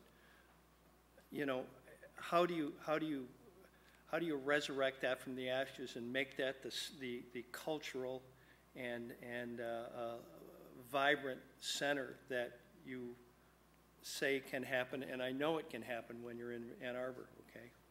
Well, even in Ann Arbor, you still have, you know, downtown is also in sort of different pockets in different neighborhoods. Well, I'm talking about right around by Zingerman's there, okay? Right, which, right, Carytown. So I think it's really looking at the unique features of what I'll call, you know, if you look at downtown as a market, and then there's unique features to submarkets or neighborhoods. And what are those unique features that really need to be exploited or invested in or preserved to make that particular neighborhood the best that it potentially can be? And then capitalizing a major asset within that neighborhood. So from a real estate development standpoint, you've seen some of these neighborhoods get turned over because there's an old factory that gets turned into lofts, or there's an old post office that a restaurant moves into. And we see that in Ann Arbor, you know, back in the 80s where downtown was dead, and Main Street Ventures, you know, put two restaurants right next to each other, and the restaurants themselves ended up bringing people downtown, which helped spark that revitalization. So it's understanding what that market, that sub-market within the community can really support, and what are some major features of it that can really be capitalized on, and making sure that people understand that and try to attract some investment to kind of raise up those major features. You know, and I would add to that, you know, I moved to Ann Arbor in 1995, and there was a 30 to 35% vacancy rate downtown on Main Street. The connection up to campus was very poor. There was not a lot of student activity that came downtown. That has changed significantly, and with a great deal of effort by our DDA, by our planning department to try and build much more pedestrian-friendly spaces to create those connections. And, you know, at times it's a real struggle. But we have seen the results of that pay off tenfold. And, you know, our vacancy rate downtown now is very, very low compared to where it was 23 years ago. But it takes time, and it takes people constantly working at it. And I look at, you know, your historic downtown, and you have the same bones that we had in Ann Arbor. And now it's taking that economic development piece, it's utilizing that asset effectively and actively managing it. And that takes work, it takes local champions, it takes patient capital. But, you know, as Luke said, it was Main Street Ventures that was our patient capital. And every project like that, in some places, in Frankfurt, it was the movie theater in Stormcloud, you know, and it's different in every community, but those, I believe those assets are here, which is what really attracts us to working here. Thank you. The city received 8 responses to the RFP, and the number of hours devoted to carrying out the project and its elements varied considerably. How did your team determine the number of hours necessary to complete this project? Well, I think that when you do and you saw our full hour projection and how much, what our rates are and how we came to the numbers that we came to, that's based on our past experience. It's based on what you have asked for in terms of your deliverables and what we believe is necessary to accomplish what you have set out to accomplish. And I think one of the things that we pride ourselves on is these are the people that you're working with. You know, we're here with this many people because, you know, the one group that's not represented is our transportation group, but you'll see them quite a bit. You're going to see these people at all of these things. This is not work that we hand off to interns or entry-level staff. You will be working with us. And I think, you know, the benefit of that is we have such a dynamic working together and such a history working together that we see great value in that. Thank you. How will your team ensure that the community participates in and is excited about this project? I'm going to let JT jump in and take that one. So part of what is our acting principle, and I'm not used to using a microphone, so when I sway away from it, let me know. But it is to meet people where they're at. Okay, so when we talk about the Charrette Week, we'll create a whole array of opportunities for people so that they know that if they hear from their neighbor, oh, I participated in this, and it's not like they missed that opportunity, that they will be able to participate in something earlier. We also know that there's a lot of setup and outreach that's going to have to take place in order to make that charrette week actually the magnitude that we believe it can be. So we'll want to meet with various groups, talking about specific things with them, and having ways to make engaging in this enjoyable. So we want it to be fun. As much as fun can be introduced into this, we want to offer them an opportunity to realize that this is, come and participate, come and be involved in this, and learn from your neighbors, share your own ideas. We bring a lot of enthusiasm to it, and so that helps. When we're excited about it, it helps the community be excited about it. And we really believe very passionately that the people that are going to be impacted by this need to be engaged. So we spend time learning from you and from other members of the community. Who do we need to reach out to? How do you reach your public now? What portions of the public do you not seem to be able to get any response from? And we may not be able to bring them all in, but our primary goal would be to make sure they all knew they were welcome in a way that works. We also try to bring some playfulness to it and some opportunity to develop awareness and education. So I brought a couple samples of things that we've used in other communities. This is a game. Okay, we created a game. This is from a project that I did in Grand Rapids, and along with a whole array of firms.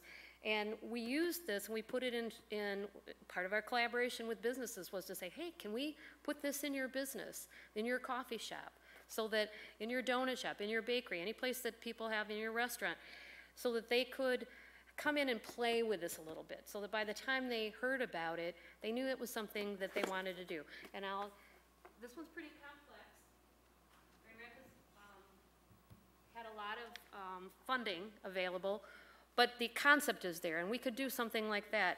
We also do realize that there are a lot of families, and you want to make an opportunity for people to come, and if they bring their children, you want to have something for the young people to do. So you can create coloring books that teach young children about the concepts of master planning. So you bring those things along and make it feasible. The other thing that I found really successful in a couple of other communities, and you'll see two examples, one from Kalamazoo, one from Grand Rapids, is simplifying the definition of master planning so that people understand what its ultimate impact is going to be, using language that's familiar as opposed to using language that may be more in line with what planning terms are. So part of my role, I always explain, is I want to make sure that this tremendous expertise, that we can help interpret it in ways that the community can say, oh, I hear what you're saying, I think I understand, and I have an idea, or I have a concern, or here's something that I think we've tried before, maybe it's going to work now, so that we are constantly working at how do we engage the community. I think too, I just wanted to add, working with JT in the past, she is a bulldog for the community. She really feels like the community is her client and that we need to figure out ways to communicate with them, and she pushes us regularly to work to do that. I think I want to reiterate too, one of JT's earliest points is to make sure we go to where the people are. There's such planning fatigue, there's such meeting fatigue. I'm sure you all get online surveys to, answer questions quickly. I think we've found the most success. The picture in the top left there, I think, is a community's annual ice cream social where they get 200 or 300 people to come out. And that is a much broader cross-section of people that we can get touch points with than if we try and hold a 2-hour public workshop here, and where you might get the same 50 people or so that tend to come to those meetings. So we find that the more we can get out into the community, find and work with you to hear about events that are going on that we can get out in front of, I think we find the most success with that approach. And the other thing, thank you, the other thing that we need to also strategize about is how do we plant seeds within the community? Who do we talk to that is somebody who people turn to? So identifying who those influencers are and finding how we can have a conversation with them, either in a group or individually, so that you're beginning to seed that process of how do you engage your community, how do you get the word out. Because if you think about it, the first thing is they need to be aware that this is happening. Then we need to provide them with an opportunity to learn about this process. What is it like? The third thing, and you will hear me stress this over and over, we have to be very clear about what the decision-making timeline and process is. I've worked with communities where they got so excited, and when we walked away from their community meeting, they thought they made decisions. They thought that that was exactly what was going to happen.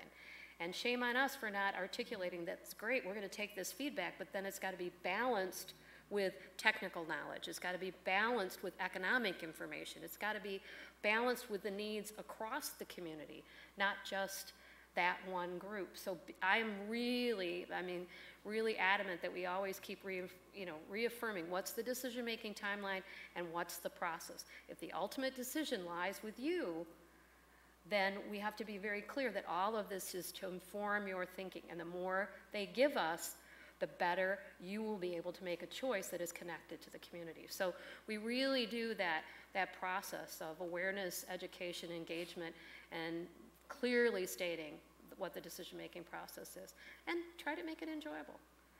You've got some, we've done a little bit of research already, and you've got a farmer's market. You've got all these things where we can connect with people. And in terms of how do you connect with across the various sectors, we have to work with you to figure that out. If you have an active faith-based organization process, then how do we reach them? I have done a lot of outreach within universities across the state for a variety of reasons. And we have to talk about who in the university do we need to communicate with? Is it the leadership and the faculty and the people that work there and the students? Is it primarily students? Where are we trying to go? And then always figuring out how to bring them in ultimately together with the other elements of the community so that we're not isolating them further, but building on what they know and bring them together. Anybody else? Thanks. How will your team engage young people in our community in the process? I know you've mentioned a little bit about that, but. Okay, so I've had some interesting opportunities to work with, I'm an educator by training, I should start there. And at one point in my career, I was a liaison to all of the state universities that had teaching programs. So I have had, I speak university, I guess is the best way. And there are languages within all these various sectors. So I speak university. Most recently, I've been involved in transportation projects in which we need the university to collaborate. And so we also needed to engage the young people at those universities, at Michigan State, at Northern, at Western, in their vision of what's needed, because they're a huge part of that moving process. So we did things like in collaboration with the university, to get permission to go and be in the cafeterias or in some of the meeting areas, set up a little booth. We offered free cookies at MSU in their cafeteria where they could have free cookies, but they liked ours better. I guess, we offered a new brand. And engaging them and discussing it. We might want to do a doodle board. We might want to go in, have some information about master planning and what we're trying to accomplish, and then put up a whole bunch of white paper and say, draw us what you think ought to be here.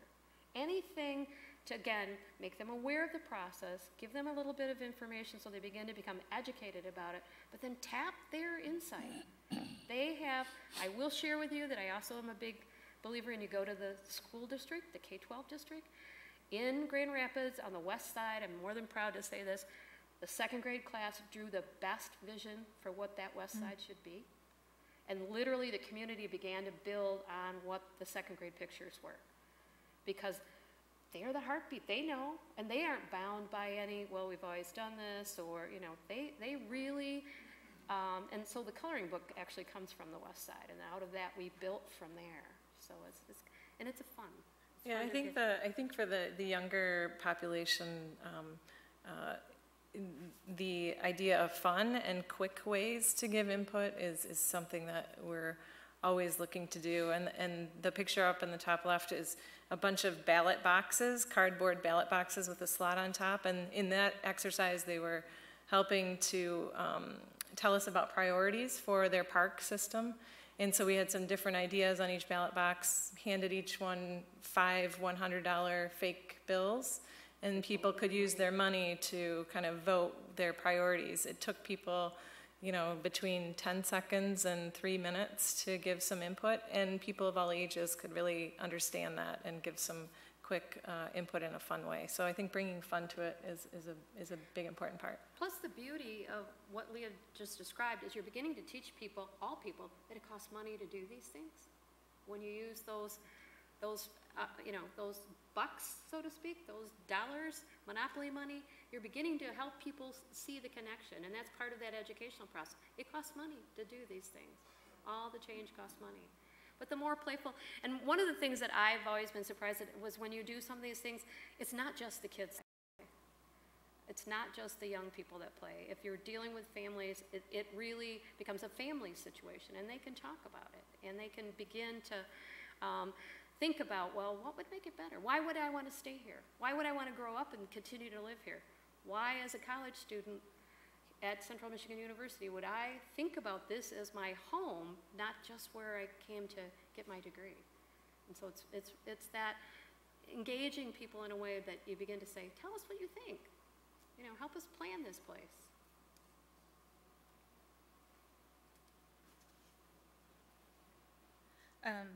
I know this overlaps, but describe the experience your team has working with college or university. Yeah, I think JT did a pretty good job of talking about that. I think additionally, the fact that we work in a lot of communities that have a big university presence. You know, I live and am an elected official in a community where the 800-pound gorilla of the University of Michigan is something we don't control and we react to. And, you know, in the last, at least since I've been on council, we have had to work very hard to build relationships between leadership, between staff, to get everybody at least pointed in the right direction.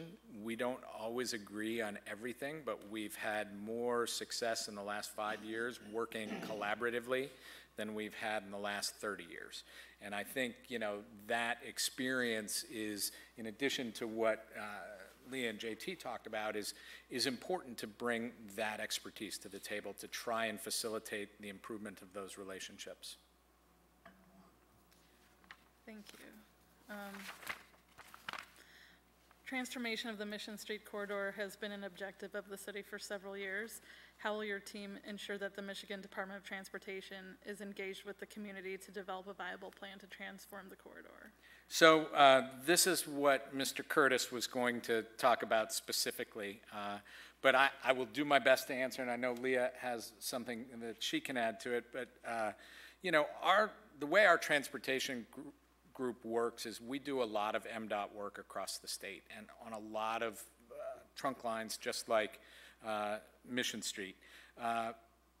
Understanding, I've worked in communities that didn't feel that they needed to adhere to some of the technical requirements that MDOT looks for in the planning process. And I think the relationships that we have with the Bay Region office, the expertise that our professional transportation operation engineers have, that our transportation planners have, is really, really important in bringing them in right now so that they are a part of all of these discussions. So A, they see that there is consensus within the community, they understand what the underlying goal is, and that we satisfy the technical requirements of you know, getting to that vision, and to make sure that they buy in. I mean, 10 years ago, we would sit here and bash MDOT for not wanting to interact and just wanting to move cars. You know, my experience has been that they have fundamentally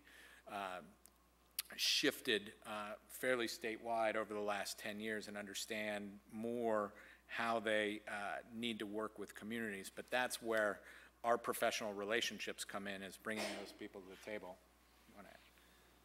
I just want to add, we're fresh off a project with the City of Sterling Heights, City of Warren, and Macomb County, in which Macomb County was awarded $98 million from USDOT to rebuild Mound Road, basically from 696 North to M59. And the emphasis from the very beginning on that process was the economic development component of that Mound Road corridor, the businesses, the economic impact, the jobs, and the potential for growth, and the desperate need for funding to rebuild the road, to focus on smart transportation, to increase pedestrian activity. And all of that was done with MDOT. It was done with the Macomb County Road Commission. But what put us ultimately over the top, and I think what won the day out, was having a strong business support group as part of that process, to the fact that businesses were traveling to Washington, D.C. to meet with congressional staff. They were writing letters, they were calling congresspeople, they were calling state reps, putting their own name and reputation on the line together cohesively to make sure that that Mound Road corridor was very, very viable going into the future. And then I just want to flip back on the one question about working in university-based communities. I worked for Ann Arbor Spark for 4 years before I started Bonner Advisory Group, and we worked within the Smart Zone that the state has. So I know Erin because Erin and I worked together 10 years ago when we started a Smart Zone in Sterling Heights with Oakland University before she came to Central. And the one thing that Ann Arbor Spark was really sort of in the middle of, University of Michigan was one of its founding partners. So there was a very strategic and constant and ongoing relationship with the university from an economic development perspective. So I know this is a little bit late to that question, but just based on the fact that Spark was really there to kind of pull all of the components together, that was the reason it was formed, and so that so much can happen under one umbrella. I know every community is completely different like that, but just understanding what all of those components are, which I talked about earlier, and just making sure that they're aligned so that the community has the best opportunity to pull all those assets forward and for prosperity in the future. So. Thank you. The city recently adopted a form-based zoning ordinance. Please describe your team's experience with form-based codes. So we were talking when we were meeting before we came in about how unusual and how nice it is to actually come into a community that's already adopted the form-based code, because most of the places that we go, we recommend at least a district become a form-based district within a city, but you guys have already done that. Generally, our experience with communities has resulted in either form-based districts or overlay districts or codified design guidelines. We're very comfortable. I'm certified by the Form-Based Code Institute. I've written a number of what I would call hybrid codes that pull in the form-based elements. We're very comfortable working under those criteria, and we think for what you are trying to accomplish that is a great way forward. Thank you. The city is engaged in the Redevelopment Ready Communities program. Please describe your team's experience with the program and developing plans that align with RRC best practices. So I think our team can attest to kind of I think we're really glad to see that this program has really come alive. It's brought increasing awareness of planning and zoning and what it means to make sure that when we are looking at particular economic development in our communities, how important it is to eliminate those barriers that maybe we don't recognize that are in our plans, or in our zoning ordinances, or in our procedures that inadvertently or sometimes intentionally kind of slow down the process. And I think that's a really great thing that the Redevelopment Ready Communities program has done. The state has really promoted that. It is caught on. The last I saw, we're up to 250 plus communities that are either certified, not many certified yet, but engaged like yourself. But I would suggest that even before the RRC program was the RRC program, that Jacob and your planning department has already done a lot of redevelopment ready initiatives. Whether it's simple things like developing, flow charts that describe the process, or eliminating redundancies or eliminating steps in the planning and zoning process. And I would like to say that our team, our members, our planners and zoners have done that as well with our client communities, even before the MEDC said that there is such a thing as an RRC program and it's important. So I do want to say that. We've certainly worked with many communities who are engaged in the program. Recently I helped one of my client communities write that kind of self-evaluation report. I think we did pretty good because we've been working with that community for some time. Again, doing the things that were kind of already written into that program. But yeah, we have worked with the program. I know Luke as well, with his relationship with the MEDC from the economic development perspective. We're certainly on the same page and ready to continue to move you forward. We can say that our plan, the economic development strategy that come out of it are certainly going to have kind of check off the RRC best practices. We'll make sure that those elements are incorporated into our process. Thank you. How will you ensure the various components of our plan sorry, that sounded weird. How will you ensure the various components of our plan are well integrated and consistent with each other? I will admit I memorized your questions, so, I think that our job really is facilitators. That's why this team of individuals has been pulled together. There are a lot of moving parts here. You've got a branding process, rebranding process that's going on.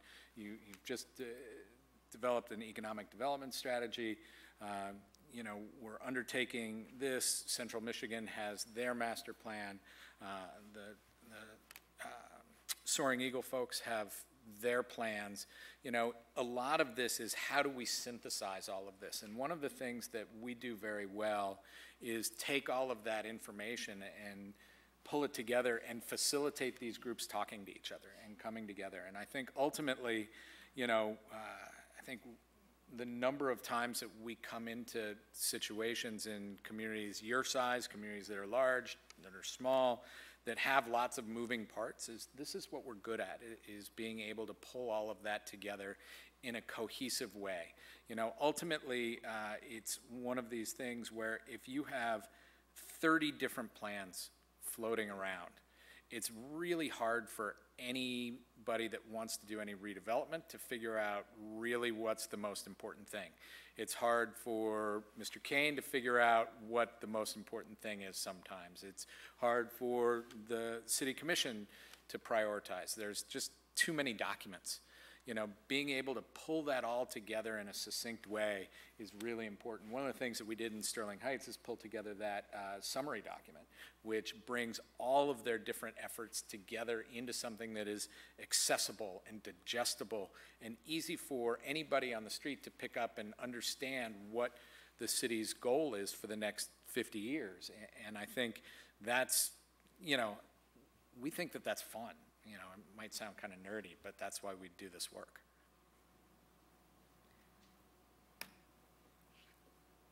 So two earlier steps.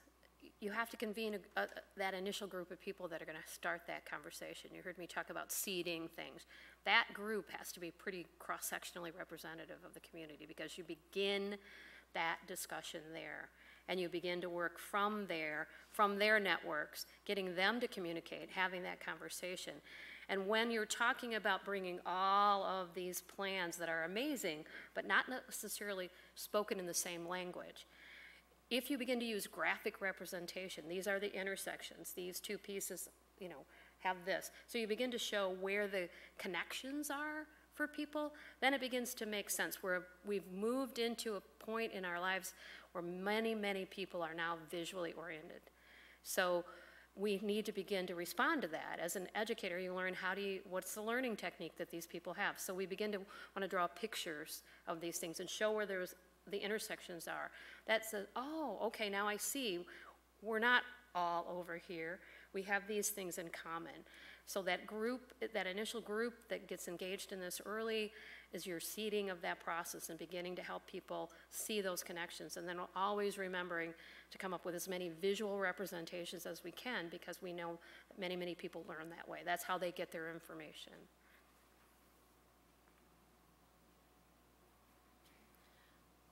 Does anyone have any questions?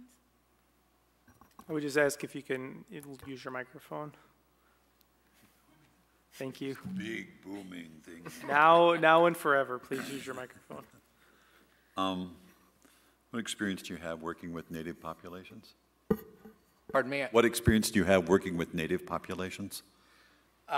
We work, Wade Trim has a pretty extensive work with the band up in Petoskey and Traverse, the Odawa tribe that Adam, I know, has worked with. Yeah, one of the members on our team is an engineer up in our Traverse City office, and they have worked extensively with the Odawa tribe in that area, particularly from an engineering standpoint, working on site development and kind of site planning for their campus. I personally have not had experience, I don't know if anyone else on the team has, but within the company, including members on this team as part of this Mount Pleasant team, do have the experience working with Native American tribes. I mean, it is one of the groups. I mean, part of this is the casino, but there's you know, moderately predictable, fairly serious sociological chasms there that history has deserved upon us. I think, you know, we look at that, and JT can talk about it a little, this is the type of underrepresented population that we think it's imperative to reach. And that means that we have to think outside of a conventional participation strategy to go out to where these communities are and participate in their community to get effective input, because I think, you know, if we expect underrepresented communities, whether it's a Native community or people of color, you know, to come to City Hall and sit down and come up and talk in a public hearing, we're not going to get anything. And it is, and I think we do have a pretty broad experience of reaching out and going to where people are. I know, you know, Leah can talk about a lot of the work that she's been involved in recently in Detroit, where, you know, we have to use really unconventional techniques to get to different neighborhoods and to different populations so that they have a real voice in this process. And I think we take that input that we get from those communities very, very seriously. Okay, so remember, I'm the mama bear for communities. I'm going to step back from some of the language. They're not unconventional. They belong to their culture. We have to learn their culture, their way of communicating. So in one of my past lives, I'm old, as you can tell, I have gray hair. When I was working with Northern Michigan University, there's a substantial array of tribes in that region. And one of the most important lessons we had to learn was to go ask them, how would you want to talk about this? How would you want us to bring information to you? In essence, we have to honor their culture. We have to say, what's the best way? How do we meet with you? As opposed to, how do we bring you information in our way? And I think that perspective, that positioning, can be very helpful. Does it mean we'll be 100% successful? No. But in my experience, if you go to people and say, we need to understand how you want to talk about this, then then if we really listen and follow through on it, we're more likely to actually really get genuine engagement. Sorry.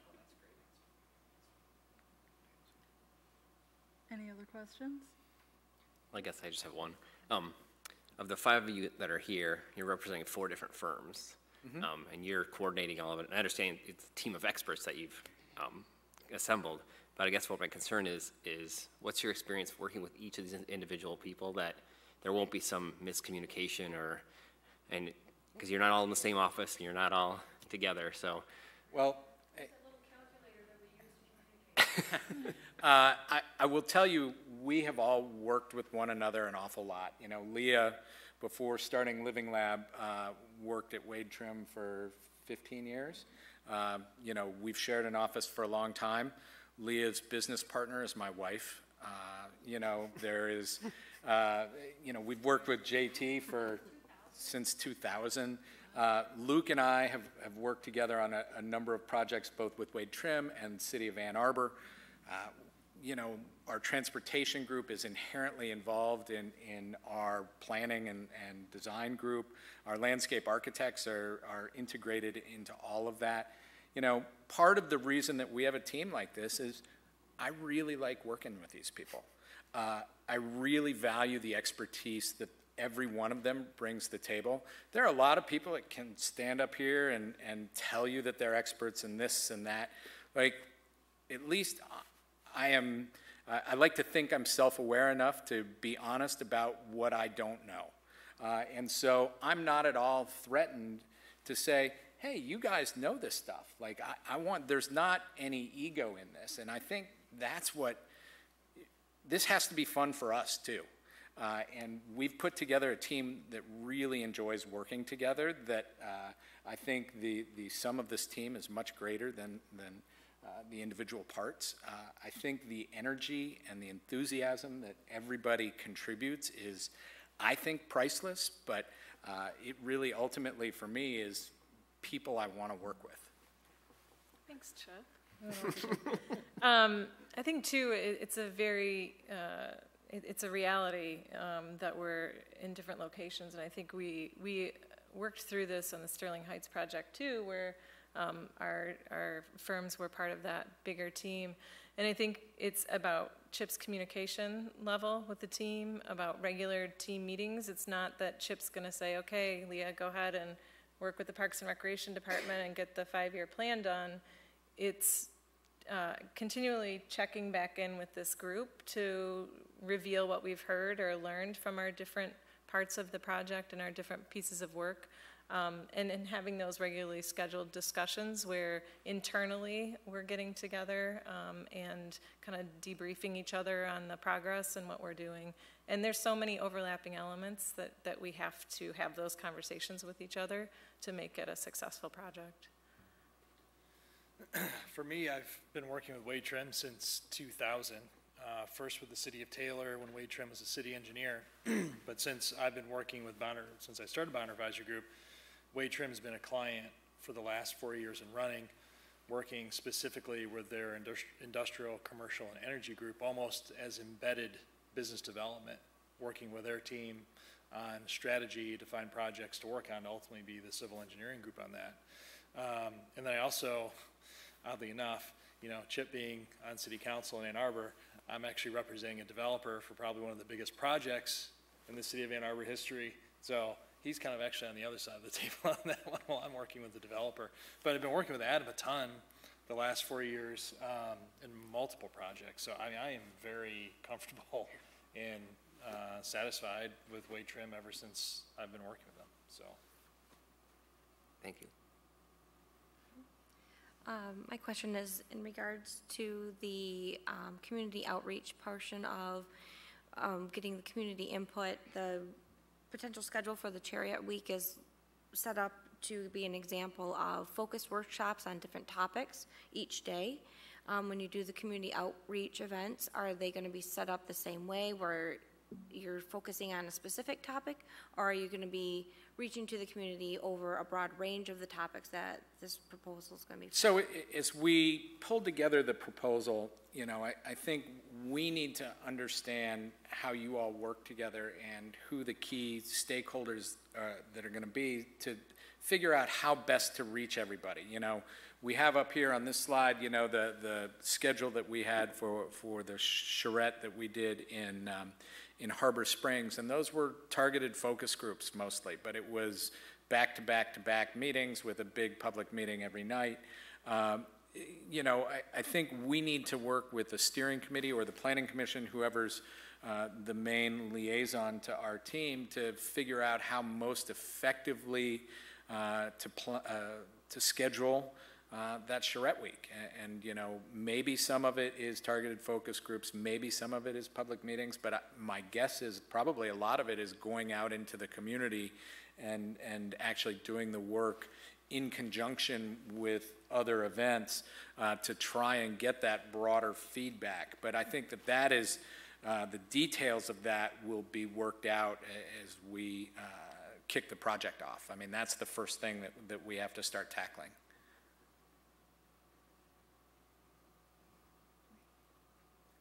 Any other questions? Does staff have any questions?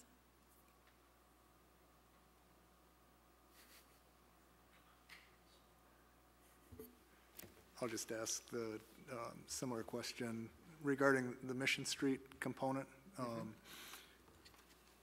I'm a little bit concerned that the amount of time dedicated to that seems a little bit light to me, given the importance of the Mission Street corridor. And Luke, I appreciate your comments about engaging the business community, and that certainly is a very important component in terms of the stakeholders, so I appreciate that. But, and I wish your transportation staff person was here to perhaps address that a little bit further, but if you could speak a little bit to that, how you came up with the amount of time and finance allocation to that component. Sure. And then secondly, if you could talk a little bit further about, and again, I appreciate your experience and working relationship with MDOT. It's important to us that whatever we come up with in terms of a final corridor plan and strategy, that we have buy-in from our MDOT partner, because it doesn't do any of us to have good to have something on the shelf that we can't implement. Right. So that's important. But we also want to make sure that what we come up with is a community-driven approach, so it's not MDOT once again saying, here's what we're planning for you, take it or leave it, right? So, because we've tried that a number of times, and sometimes it works, sometimes it doesn't. Right. So we're interested in trying something a little bit different to respect the business aspect of the corridor, not just the transportation only. So to the extent that we can perhaps think outside the box in terms of the some of the solutions or suggestions, and then get MDOT to perhaps consider those and buy into some of those. I'm just wondering if those two components, the time consideration and then thinking outside the box and engaging MDOT from that perspective. Sure. So regarding the hours and fees is you know, anybody that knows communities looked at your budgets and you know, figured out roughly how much money you would set aside for these projects. Trying to respect that as much as we could, given the deliverable requests. You know, I think we built into the transportation component of the master plan a lot of the Mission Street hours that would be MDOT coordination. I think it is a very heavy transportation analysis required to get MDOT to buy into some of the more multimodal and pedestrian-friendly things that you have talked about already as a community. We have a lot of experience doing that type of work. So it wasn't just a shot in the dark at what those numbers are, but we did try and distribute them throughout the master plan, knowing that MDOT has a bigger footprint in the community than just Mission Street, and tried to spread that money out a little bit in the work scope. But our transportation group is certainly focused primarily on Mission Street, and if you look through kind of our hourly allocations, you'll see that we have a lot of hours for those professional transportation operation engineers built into other phases of the master plan. And a lot of that is doing the analysis necessary to get MDOT on board with the community-driven ideas, because we know the data they're looking for, we know the guidelines that they're going to require before they will buy into things. And I think that that's the strength of our transportation group. I might talk a little out of turn here, Chip. That's all right. Nothing new. I think I can speak for Chip and Wade Trim in that, you know, I think if you're interested in working with our team and you generally like our approach, that we've done this before with other clients as you get into the contract negotiation stage and finalizing all the contract language, that if there are certain elements that you want to make sure are included, or you want to come back and say, like, I'm not sure if we really want to do this approach that you were thinking. You want to get the detail of that worked out. We've done that a number of times. It's hard in the process of an RFP and proposal back and forth in that time frame to make sure we're responding exactly how you were hoping we responded, and that we understood the RFP like you hoped we would understand it. So I think it's very natural and normal for us to move forward in the relationship to kind of discuss those details prior to contract execution. So It goes back to the fact that we are about client-driven solutions. And, you know, we're not going to impose something on you that doesn't work for you. Like, our job is to listen and to react. And, you know, if you say, hey, we think you're light here and you're heavy here, you know, that is all stuff that is on the table for us to talk about. You know, we have taken a document that you guys spent a lot of time putting together, the RFP, and we put together, you know, the way we would handle it. But that's not that, you know, that's hardly the only way.